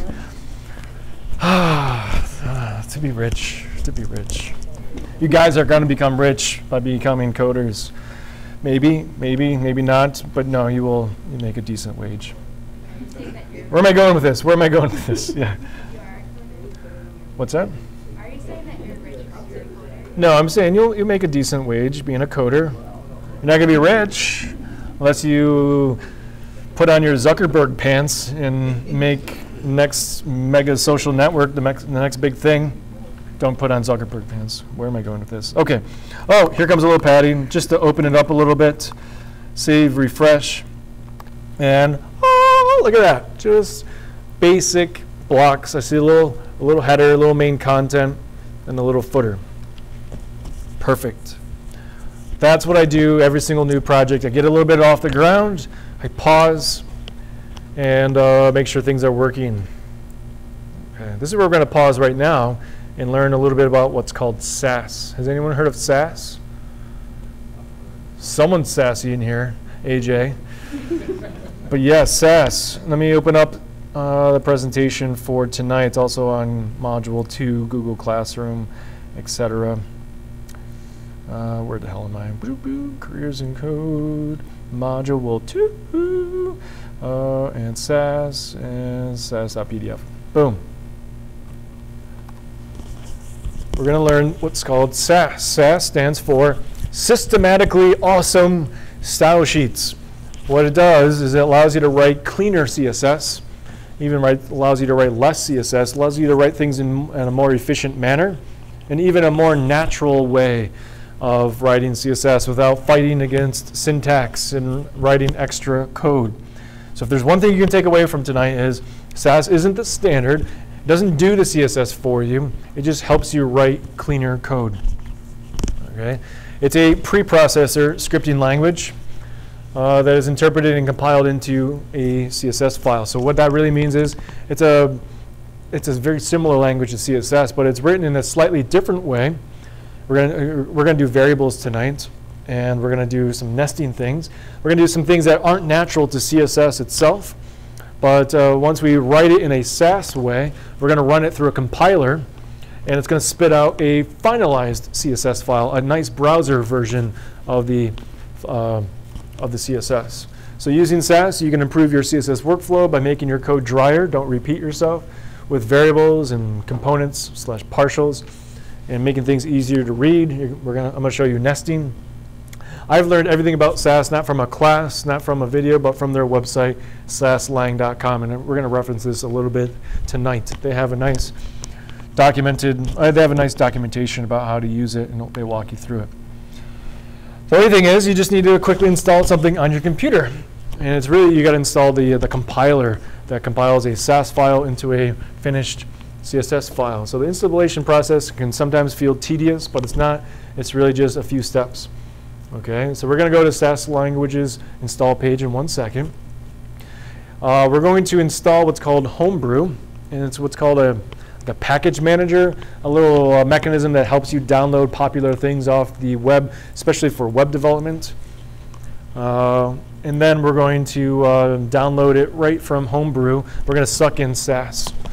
And we're going to run some commands in our terminal. You're going to see how this all works in 1 second. So first of all, let's just go to saslang.com, or just Google search SAS CSS or something like that. Look at it, just Google search SAS CSS. First search result is the SAS language website. And it's a nice website. They have nice instructions, but I'm going to go to the install page on the primary navigation. Click it. And there's a couple ways of starting to use, on how to start to use SAS. On the left, there's an application. Don't download the application. We don't need it. We're going to stick with number 2 here, command line. You're going to get very embedded with your command line in the future with JavaScript and more advanced things. And it's all going to start tonight with just a little bit of command line stuff. Scroll down a little bit, and you'll see some installation buttons and some headings. Let me zoom in a little bit. We're not going to install Anywhere standalone. We're not going to install this with Node Package Manager, or NPM. It's a package manager for Node.js. We're not going to install for Windows with this thing called Chocolatey. We're going to install for Mac OS X with Homebrew. Well, first you need to install Homebrew. I'm going to click on the link. If you use the Homebrew Package Manager, you click on that pink link, there you go.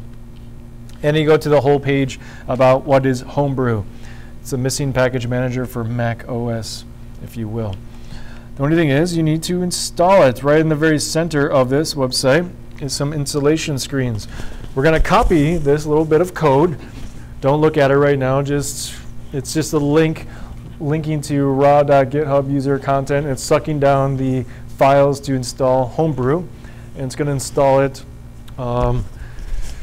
using Ruby and all this fun stuff. Anyways, we're going to select all, double click or triple click on that, Command C to copy. I'm going to go back to VS Code, And we're going to utilize the command line, the terminal, right in VS Code. We're going to go to View and go down to Terminal. This is in VS Code, View, Terminal. What happens is at the very bottom of your screen pops open your terminal. And this is where you're going to type in commands for certain things to happen. For instance, this is where you're going to paste in that link. Go ahead and hit Command V and hit return. And it's going to prompt you probably with your login password to your computer. And that's where you want to type in your password. And look at this, it's just going nuts. It's downloading, it's doing its thing. And I think it's doing its own thing. Beep, beep, beep, beep.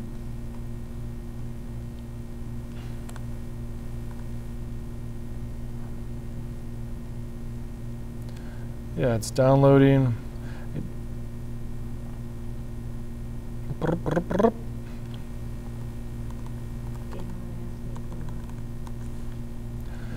And why am I stuck?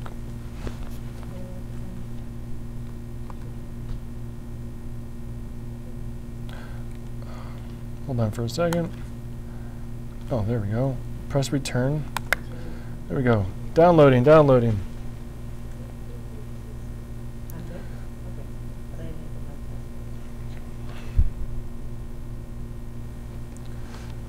Hold on for a second.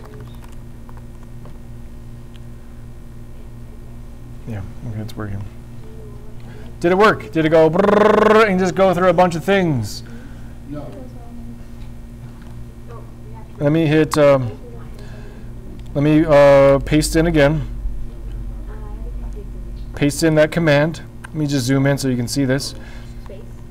And then hit enter. And then it's going to prompt you, hey, do you want to continue with this installation? This script will install 6 things. Hit return and let it do its thing. It might even prompt you for your admin password for your computer. Type that in and hit enter.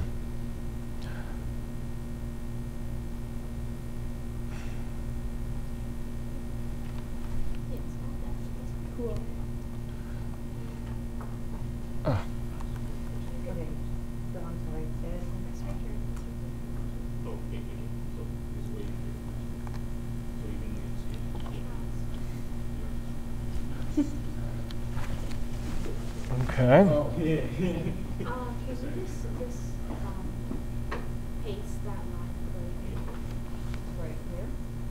Yeah, you see how it, yeah, try maybe one time. That's where it ends, right? Yes, more or less, I think. You might have a slightly different one because I already have Homebrew installed, so I don't know if, yeah.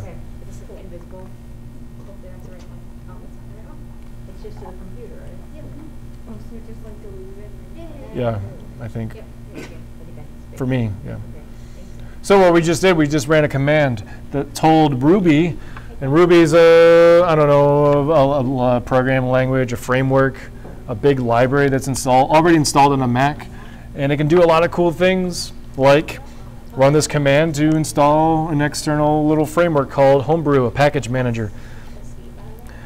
Once that's installed, you can go back to the SAS language website and say, okay, if you use the Homebrew package manager, if you have that installed, you can install Dart SAS by running this command. Copy this, and it's saying, hey Homebrew, I want you to install something. I want you to install, I know it's a little weird, // it's the name of a package on Homebrew. Just copy what's in there, come back to your command line, and paste that command in, and hit return. And it's going to do its thing. It's going to go out and fetch all the necessary pieces. It's going to download it. It's like downloading an app from an app store, but it's doing it automatically. And it's filling it up. It's doing its thing. And once it's finished, it'll tell you when it's finished. It's downloading some more components.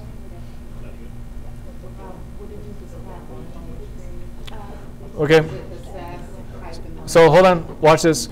I went from my Homebrew page to back to SAS language, And if you look closely at the Mac OS X instructions, if you using this, if you have it installed, Homebrew, yes, use this command. I selected that command. I copied it. Don't type it from scratch. Copy it, double click it, and hit Command C. That's the one that says npm install. No. It's at the very bottom of that screen.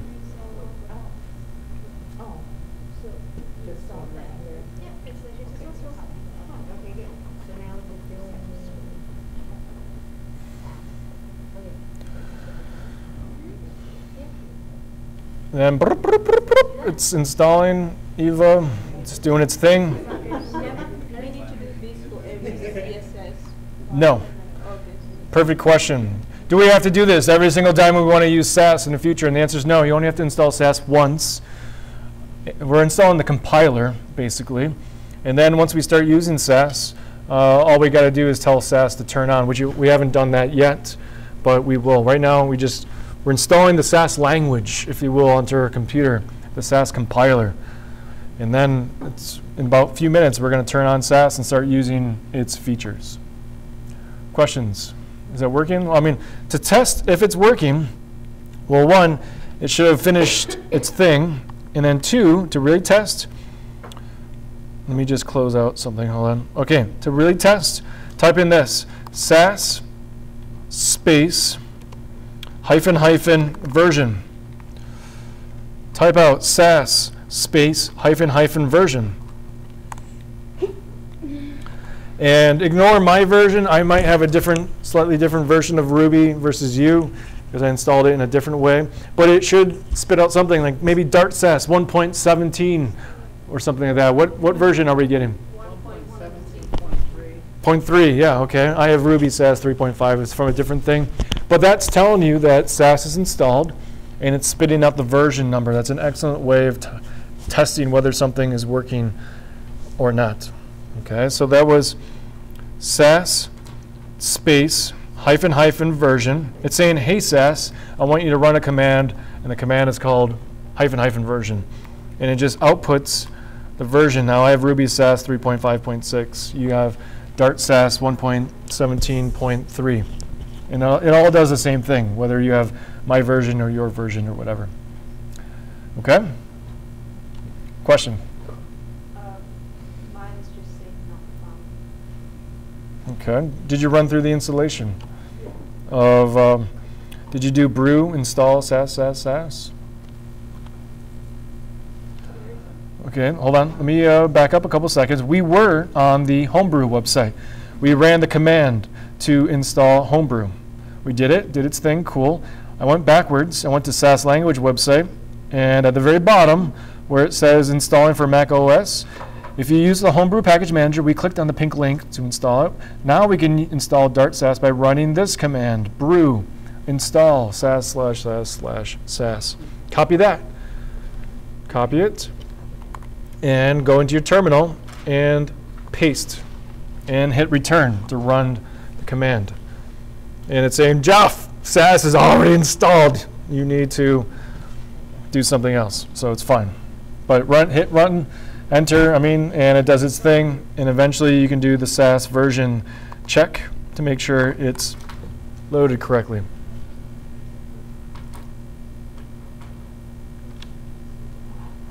Cool. All right, let me go back to my presentation so we don't veer off the rails too far. The installation instructions are here for future purposes. You don't have to keep installing it. Like I said, it's a one-time only deal. We installed Homebrew. I don't really want you to copy code from my presentation. Sometimes it comes in with funky characters or funky styling, so don't copy from here. I'm always showing you the source, the actual website with the real documentation, so you can refer to it in the future. Then we installed SAS with that command.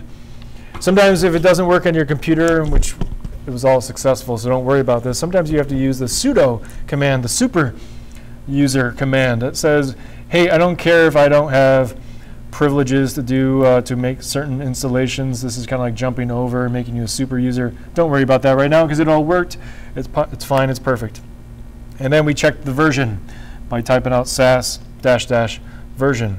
You only have to do this once in general. Now it's time to use SAS. What we're going to do is we're going to run a little command called cd. What do you think cd stands for? Any guesses just in general? cd. Change directory. Yeah, we're going to say, hey terminal, I know you're currently in my Syracuse.com folder because we dragged the folder into VS Code. The terminals automatically start in the folder that you dragged into VS Code. We're going to change the directory and we're going to say, hey terminal, start looking in the CSS folder. Don't look at the root folder, look just in the CSS folder. And we're going to run a command. We're going to say, hey SAS, I want you to watch something. I want you to watch what? I want you to watch a file that we're going to create in about 2 seconds called style.sas.scss. And when anything changes about style.sas, please change it, or please compile it into the final version called style.css. So it says start listening for changes to this SAS file. When there's a change, write out and compile to a final version. Let's do that. Well, first of all, let's make that file. Let's make that file. Go in your CSS folder. Look at this. I'm opening my CSS folder in the File Explorer. I'm hitting New File, style.scss. Make a style.scss. It's a new extension. And by the way, the browser can't read SAS files. So if we actually try to link directly to a SAS file via the link element in the HTML, it's not going to know what to do with it. It can't read it. It's not compiled. But a browser can read a regular CSS file. But SAS is going to take our special code and run it through a compiler and spit out a nice, final, beautiful version. Okay, in the SAS file. Well, I want you to go back to the style.css, select all, copy this, select all this code, Command A, Command C for copy, go to your SAS file and just paste. We're just moving our styles over. And this is now the place where we're going to edit everything. And you can go ahead and close out style.css. Yeah, close out your normal style sheets. We don't need that. We don't want to touch it. We want SAS to build that for us. We're going to be working in this style.sas. This is going to be a tongue twister. Style.sas versus style.css. There is the difference. One is the newer, looser code, and the other one is the final compiled version. You don't have to touch that anymore. SAS will do that for us. One more thing. We got to turn on SAS down below in our terminal. We got to say, hey SAS, I need you to start listening. So do this with me. Type out the word SAS. You're talking to the framework. Hey SAS, hyphen, hyphen. I want you to watch something. Look at SAS space hyphen hyphen watch. I want you to execute the command called watch space. I want you to watch for a file called style.sas, style.scss, colon, and when anything changes in that, please turn it into a final version called style.css. Now, do you have to call it style.sas? And do you have to call the final version style.css? No. You could call it bananas.sas, colon, apples.css. Okay, it's going to take the source, and it's going to take the input and spit out the output. As long as you link, the most important one is the one that you link to from your HTML document. So if I spit out apples.css, I better link to apples.css in my HTML document. Don't get too crazy with this, with the names. Let's just keep it very straightforward. How does it know what style.css file? It's going to write it. SAS is going to literally make the file for you. Where's it going to put it? In the folder that It's going to put it, oh, good question. Did I hit CD? Oh, hold on. Back, don't hit enter yet. If you hit enter, it's fine. If you do hit enter, hit Control C to turn it off. Okay, so here's a new little mini command. If I hit PWD, PWD stands for Print Working Directory. By the way, you're going to have a nice, beautiful, juicy lesson about command line stuff tomorrow night with Christy. I'm giving you the quick preview. PWD stands for Print Working Directory. So the terminal spits out where's the terminal currently looking for the files. It's in Module 2, Syracuse.com. I skipped my step. I want to CD and go into my CSS folder. CD, change directory, and go into a subdirectory called CSS. Let me zoom in so you can see that. CD, change directory, go down a step into the CSS folder. Now if I do a PWD, print working directory, then I see my CSS folder. Now to answer that question, how does SAS know where to put that file? Well, since SAS is looking in the CSS folder, it's going to do all of its business in that CSS folder. Now I can talk to SAS and turn on the car. Think of this as the keys to ignition. Hey SAS, I want you to -- watch something. I want you to watch a file called style.sas.scss, if you will, and turn it into a final version called .css, style.css, that is. Enter. And then vroom, vroom, vroom, the engine turns on. And you're going to see a little message. SAS is watching for changes.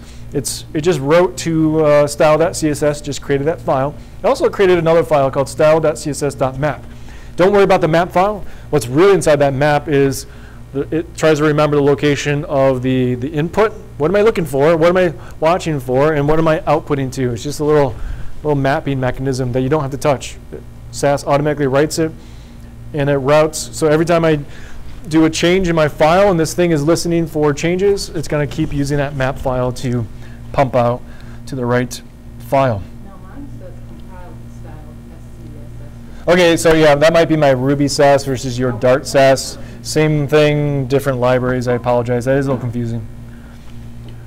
Other questions? So big deal. What are we doing? What if we just turned on SAS? We're not using any feature of SAS beyond just turning a file from SAS into final CSS. SAS is nice for a lot of things. The number one thing I love about SAS is variables. Okay, I work for Syracuse University. I have to type out SU Orange.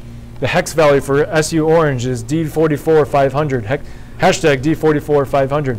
I have to do that like 1,000 times in my websites.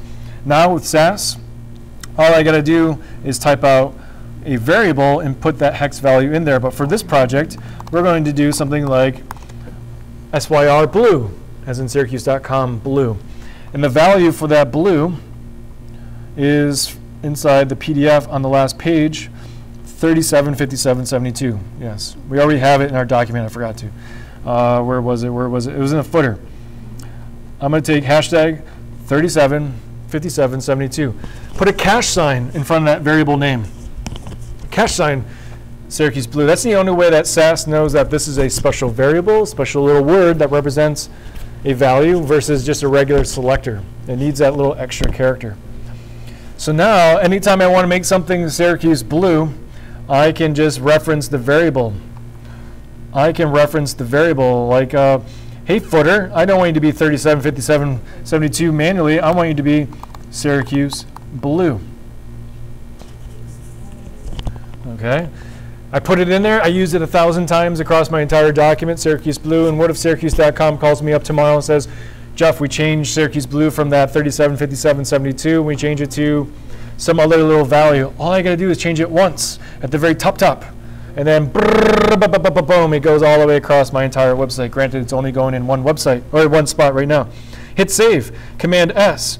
When I hit Command S, SAS is like, woo, there's been a change. Change detected.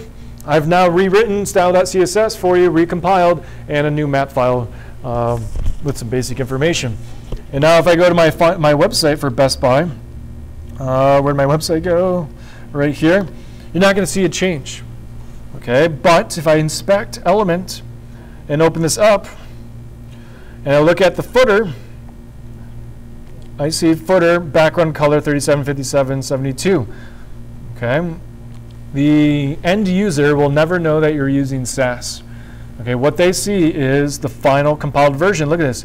Background color 375772 come from style.css line number 17.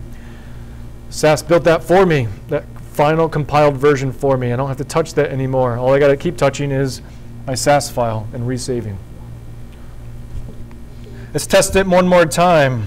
Like in the main element, I'm going to change the color of all my fonts. Siri, get out of the way. Siri, I'm not listening to you. Get out of the way. The color of any interior content, any textual content is going to be Syracuse blue variable. Save. Refresh. And what happens is, look at main content turns to that navy blue, navy-ish blue. You're going to see your terminal light up every time you hit save. It's like, woo, there's been a change. Rewriting that file, recompiling, and making it a nice browser-friendly style sheet. Okay, the browser does not like Sass. The browser can't read .scss files. It needs this extra information. Cool. Okay. Let's take a minute to get caught up and on the same page. I apologize that was a little fast, but hopefully it makes a little sense.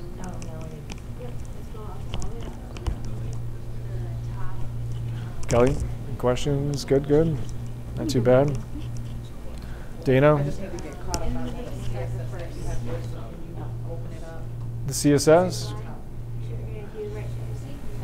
That's right, you need the H1 through H6 in paragraph. By the way, variables, you can store anything in a variable. You don't have to store just the color. You can store things like cash sign primary font, colon, Arial. And then anytime you want to use Arial, you can just use cash sign primary font. And then say you change your mind in the future, you don't want Arial anymore, you want Verdana, you want Roboto from Google Fonts, you want other things. All you got to do is change it in one place. And then it's all interlinked. So if you're familiar with other forms of computer science, you'll come across variables all the time, words that represent values. So you're not repeating the values over and over again. Because if you do repeat the values over and over again, like me, SU orange, D44, 500, and then Syracuse calls me up and says, we don't have that, we don't want that orange anymore, we want a slightly darker version. I don't panic. I can go into my Sass file and update the orange variable from something to something new.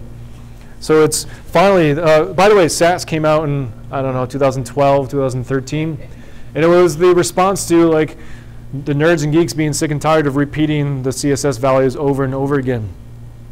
But fast forward to 2016, 2017, CSS finally responded, and they have their own way of making variables in a CSS3 document. And it's not as pretty as this. If you, has anyone done the free code camp lessons about HTML and CSS? Okay. In the CSS lessons, they'll show you how to create a variable in regular CSS. And it's a lot more work than this. Okay. Now I recommend this way and not the CSS3 way. Okay. Are we all caught up on the same page, Eva? Yes. Scroll so I can see what you have for Body, body. a little basic background color. Header, main, and footer. Nothing fancy going on. Questions? So let your imagination go wild. Store redundant material. If you know that you're getting into a project and you're going to use that Syracuse blue, like in Best Buy, that project, that Best Buy blue, you don't want to keep typing that manually. You want to just use it over and over again. So you would put that in a variable. Anything that you see that you're repeating, I don't know, more than a few times, especially like a font property or a color property, definitely put it into a variable. Next thing that you can get into is what's called nesting in CSS.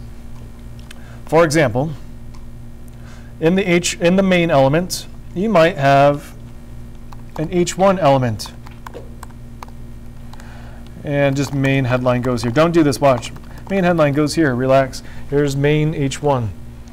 Here's a secondary headline. Don't do this, just a secondary headline goes here. In my Sass file, my style sheet, typically in a CSS file, I would do something like main H1 and font family. I'm going to use primary font while I'm here. And then I might do another one, main H2. Oh my God, and the font family Arial again, primary font, etc. But then more properties like font size 28px versus font size, font style, font size. What did I use for H2, 28. Let's jack this up to 36, PX, etc. This works. Okay, this is not nesting. This is just default stuff. Wouldn't it be nice to, like, I don't know, consolidate this a little bit? And you can. Okay, it's called nesting. In SAS, you can do this. There's my main element. After color colon Syracuse blue, enter. I can start talking about the H1 right here. Just tabbed in. And then I can say font family, which I didn't delete everything, but whatever. Font family, primary font. And font size, 36px. When I'm done with that H1, I can keep going and talk about the H2. And I'm going to just take the same damn, copy, paste, and just change it to 28. Save. SAS doesn't care. SAS loves that. SAS will then rewrite it for you the long way on how I wrote it from before. Doesn't make a difference in the final preview, but if I inspect element and look really close at what's going on, let me consolidate this a little bit and then zoom in. Boom, if I click on H1, look at main H1. The compiler wrote out the long form version and put in that stuff. If I click on the H2, there's my H2. If I click on my style sheet, the whole style sheet, and look closely at what SAS made, SAS did the main, background color, padding, color, ended it. See that curly brace? It's hiding. And then it wrote main H1 for me with Arial and 36. Close the curly brace. Main H2. Okay? So you can write it in a nice nested way and then let SAS do a lot of the work about how to put the parent in front of the child selector, and then it's writing Arial a few thousand times for me as well. Cool, so nesting, oh, look how beautiful that is. That way you know that this curly brace, this whole chunk, is everything about the main element. And it's not anything about the sidebar, it's nothing about the footer. It's helping you stay super organized with your code. Can you do that for an article, just edit one?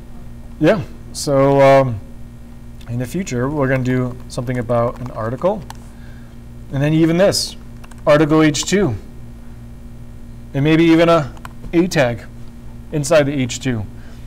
Okay, you can nest, nest, nest. Don't get too crazy, but let's at the surface level take advantage of it for the basic pieces. Questions? Pretty cool. If you can understand that, if you can utilize those two things, variables and nesting, for tonight and for the rest of the week, you're going in the right direction with SAS. You can also look at the SAS language website, which I minimized or deleted. Where am I? So saslang.com, and make this wider and go to the Learn SAS page. They talk you through it, and the topics. These are your chapters. Now we just did the first few chapters. We turned on the pre-processing, the watching, if you will. We turned on variables. We turned on nesting. But really, on the left side, you can reread this for your own, and you'll know exactly what it's doing. And then you'll know exactly what variables are. And look at, they take the nice little extreme example, like font stack, colon, Helvetica, comma, sans serif. What this says is if your computer has Helvetica, awesome, use it. If it doesn't, just use something sans serif from your type library, usually like Arial or Verdana. They use primary color, they put a little value in there, and then they just show you a quick use of it down below. Okay, so question. Yep. So with the main, I just typed in H1 and acrylic, but they're not like purple like yours. And then my coloring, my theming might be a little different. But first of all, why don't you guys go ahead and try this out. Go to your main element in HTML and type out H1 and H2. Little something, and close it. H1, H2. Take advantage of Emmet. Watch this. Sorry, take advantage of VS Code. And when I say Emmet, sorry, Emmet is a framework that's pre-built, pre-programmed into VS Code that helps you do these little shortcuts. Like when I do H1 and hit tab, it's actually the Emmet module plugin framework that's making that magic happen, but it's built in automatically to VS Code. So think of it as VS Code, really. And then just main headline goes here. H2, tab. Secondary, headline goes here. Boom, little H1, little H2, you got it, still all in the main element. Nothing fancy, let's not get too advanced. But in your SAS file, type out something like that. You know, have something about the main, which you already do, a little background color, a little padding, maybe a little color for Syracuse blue for right now. And then indent, tab in, and type out something about the H1, something about the H2. But notice it's tabbed in, it's part of the main parent. It's so beautiful. I love nesting. And I'll show you more about nesting in the future. There's even deeper things that you can do with it that'll completely, hopefully, blow your mind. I'm not blowing your mind tonight, though.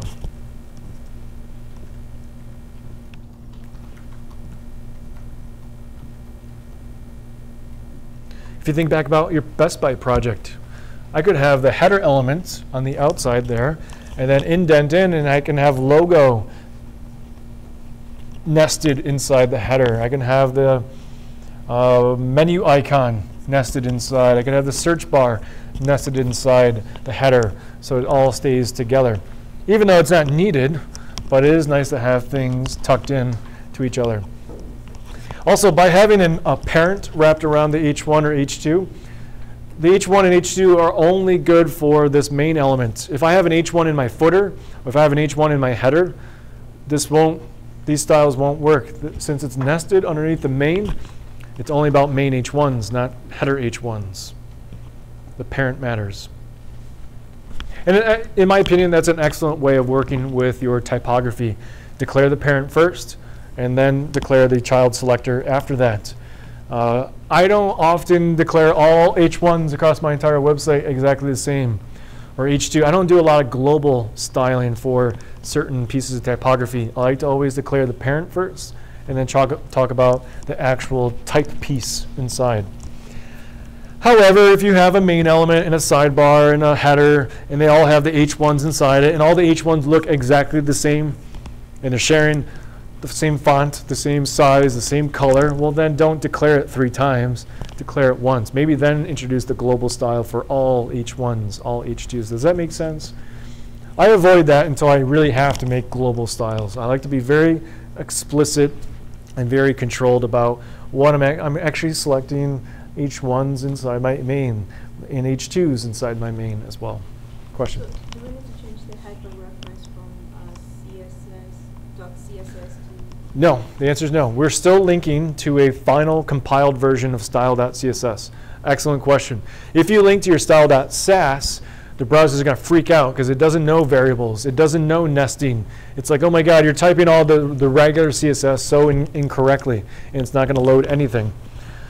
So what we're linking to is the compiled version. If I go back to my terminal has been going nuts while I'm doing all this. My terminal, if I open up completely, look at it.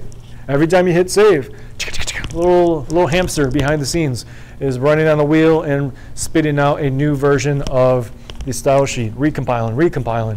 And it's compiling to, in the green here, it's writing to style.css. And that's the file that the browser picks up and loads. So the browser doesn't care that you use Sass. The end user doesn't care that you use Sass. But you as a designer developer, you should be writing things as efficiently as possible, like not repeating Syracuse Blue 1,000 times, or Syracuse Orange, or font family Arial, or Verdana, whatever you're using. So my terminal is coming up as mute. Is that the same? What is it coming up as? I just have a lot of these, but I don't see any of that. Yeah, I don't see any of that either, actually. Okay, did we turn on Sass version? I can see that. And let me do a PWD, print working directory. Where are we? We're in the CSS folder, perfect. And then I'm going to hit up. I'm just going to go backwards. Sass watch style dot. No, you have it backwards. Where the first file listed is what you should be listening for, and that's the style.scss, colon, and then you are compiling to style.css. Okay, so listen for the first one, spit out the second one. Input, output. Wait a minute, Amy, that's what There we I go. copied hers. So You what can- am I you can supposed to do? PWD? Yep. Okay, so, no, hold on. PWD was just a quick test. I wanted to Okay. make sure she was in the correct folder. The command that you want is the SAS watch, and then style.scss, :style.css. SAS file goes first. Let me just zoom in and show you exactly what you're supposed to be typing in. Right there in gray, SAS watch style.sass, : turn it into final CSS.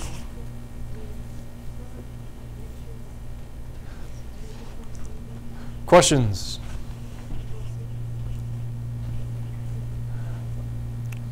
For homework tonight, I want you to read more about SAS.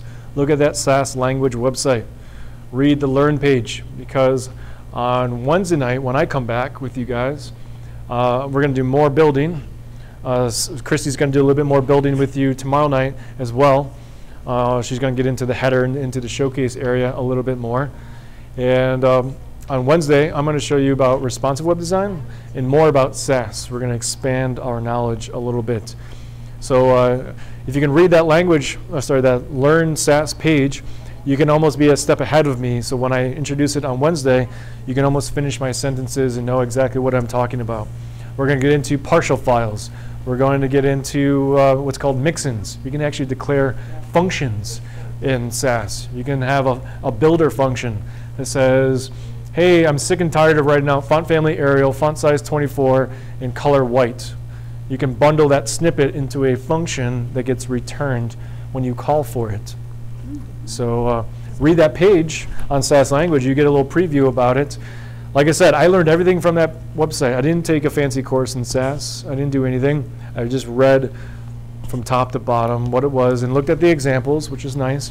And then my imagination and my coding experience took off after that. Okay. Other questions in general? When you look at the PDF, by the way, the PDF is posted on Module 2, Presentations and Files. When you see a design like this, don't get caught up into the details, the typography, the buttons, the little text. Think of that bigger structure. Okay? Be prepared to expand upon the structure.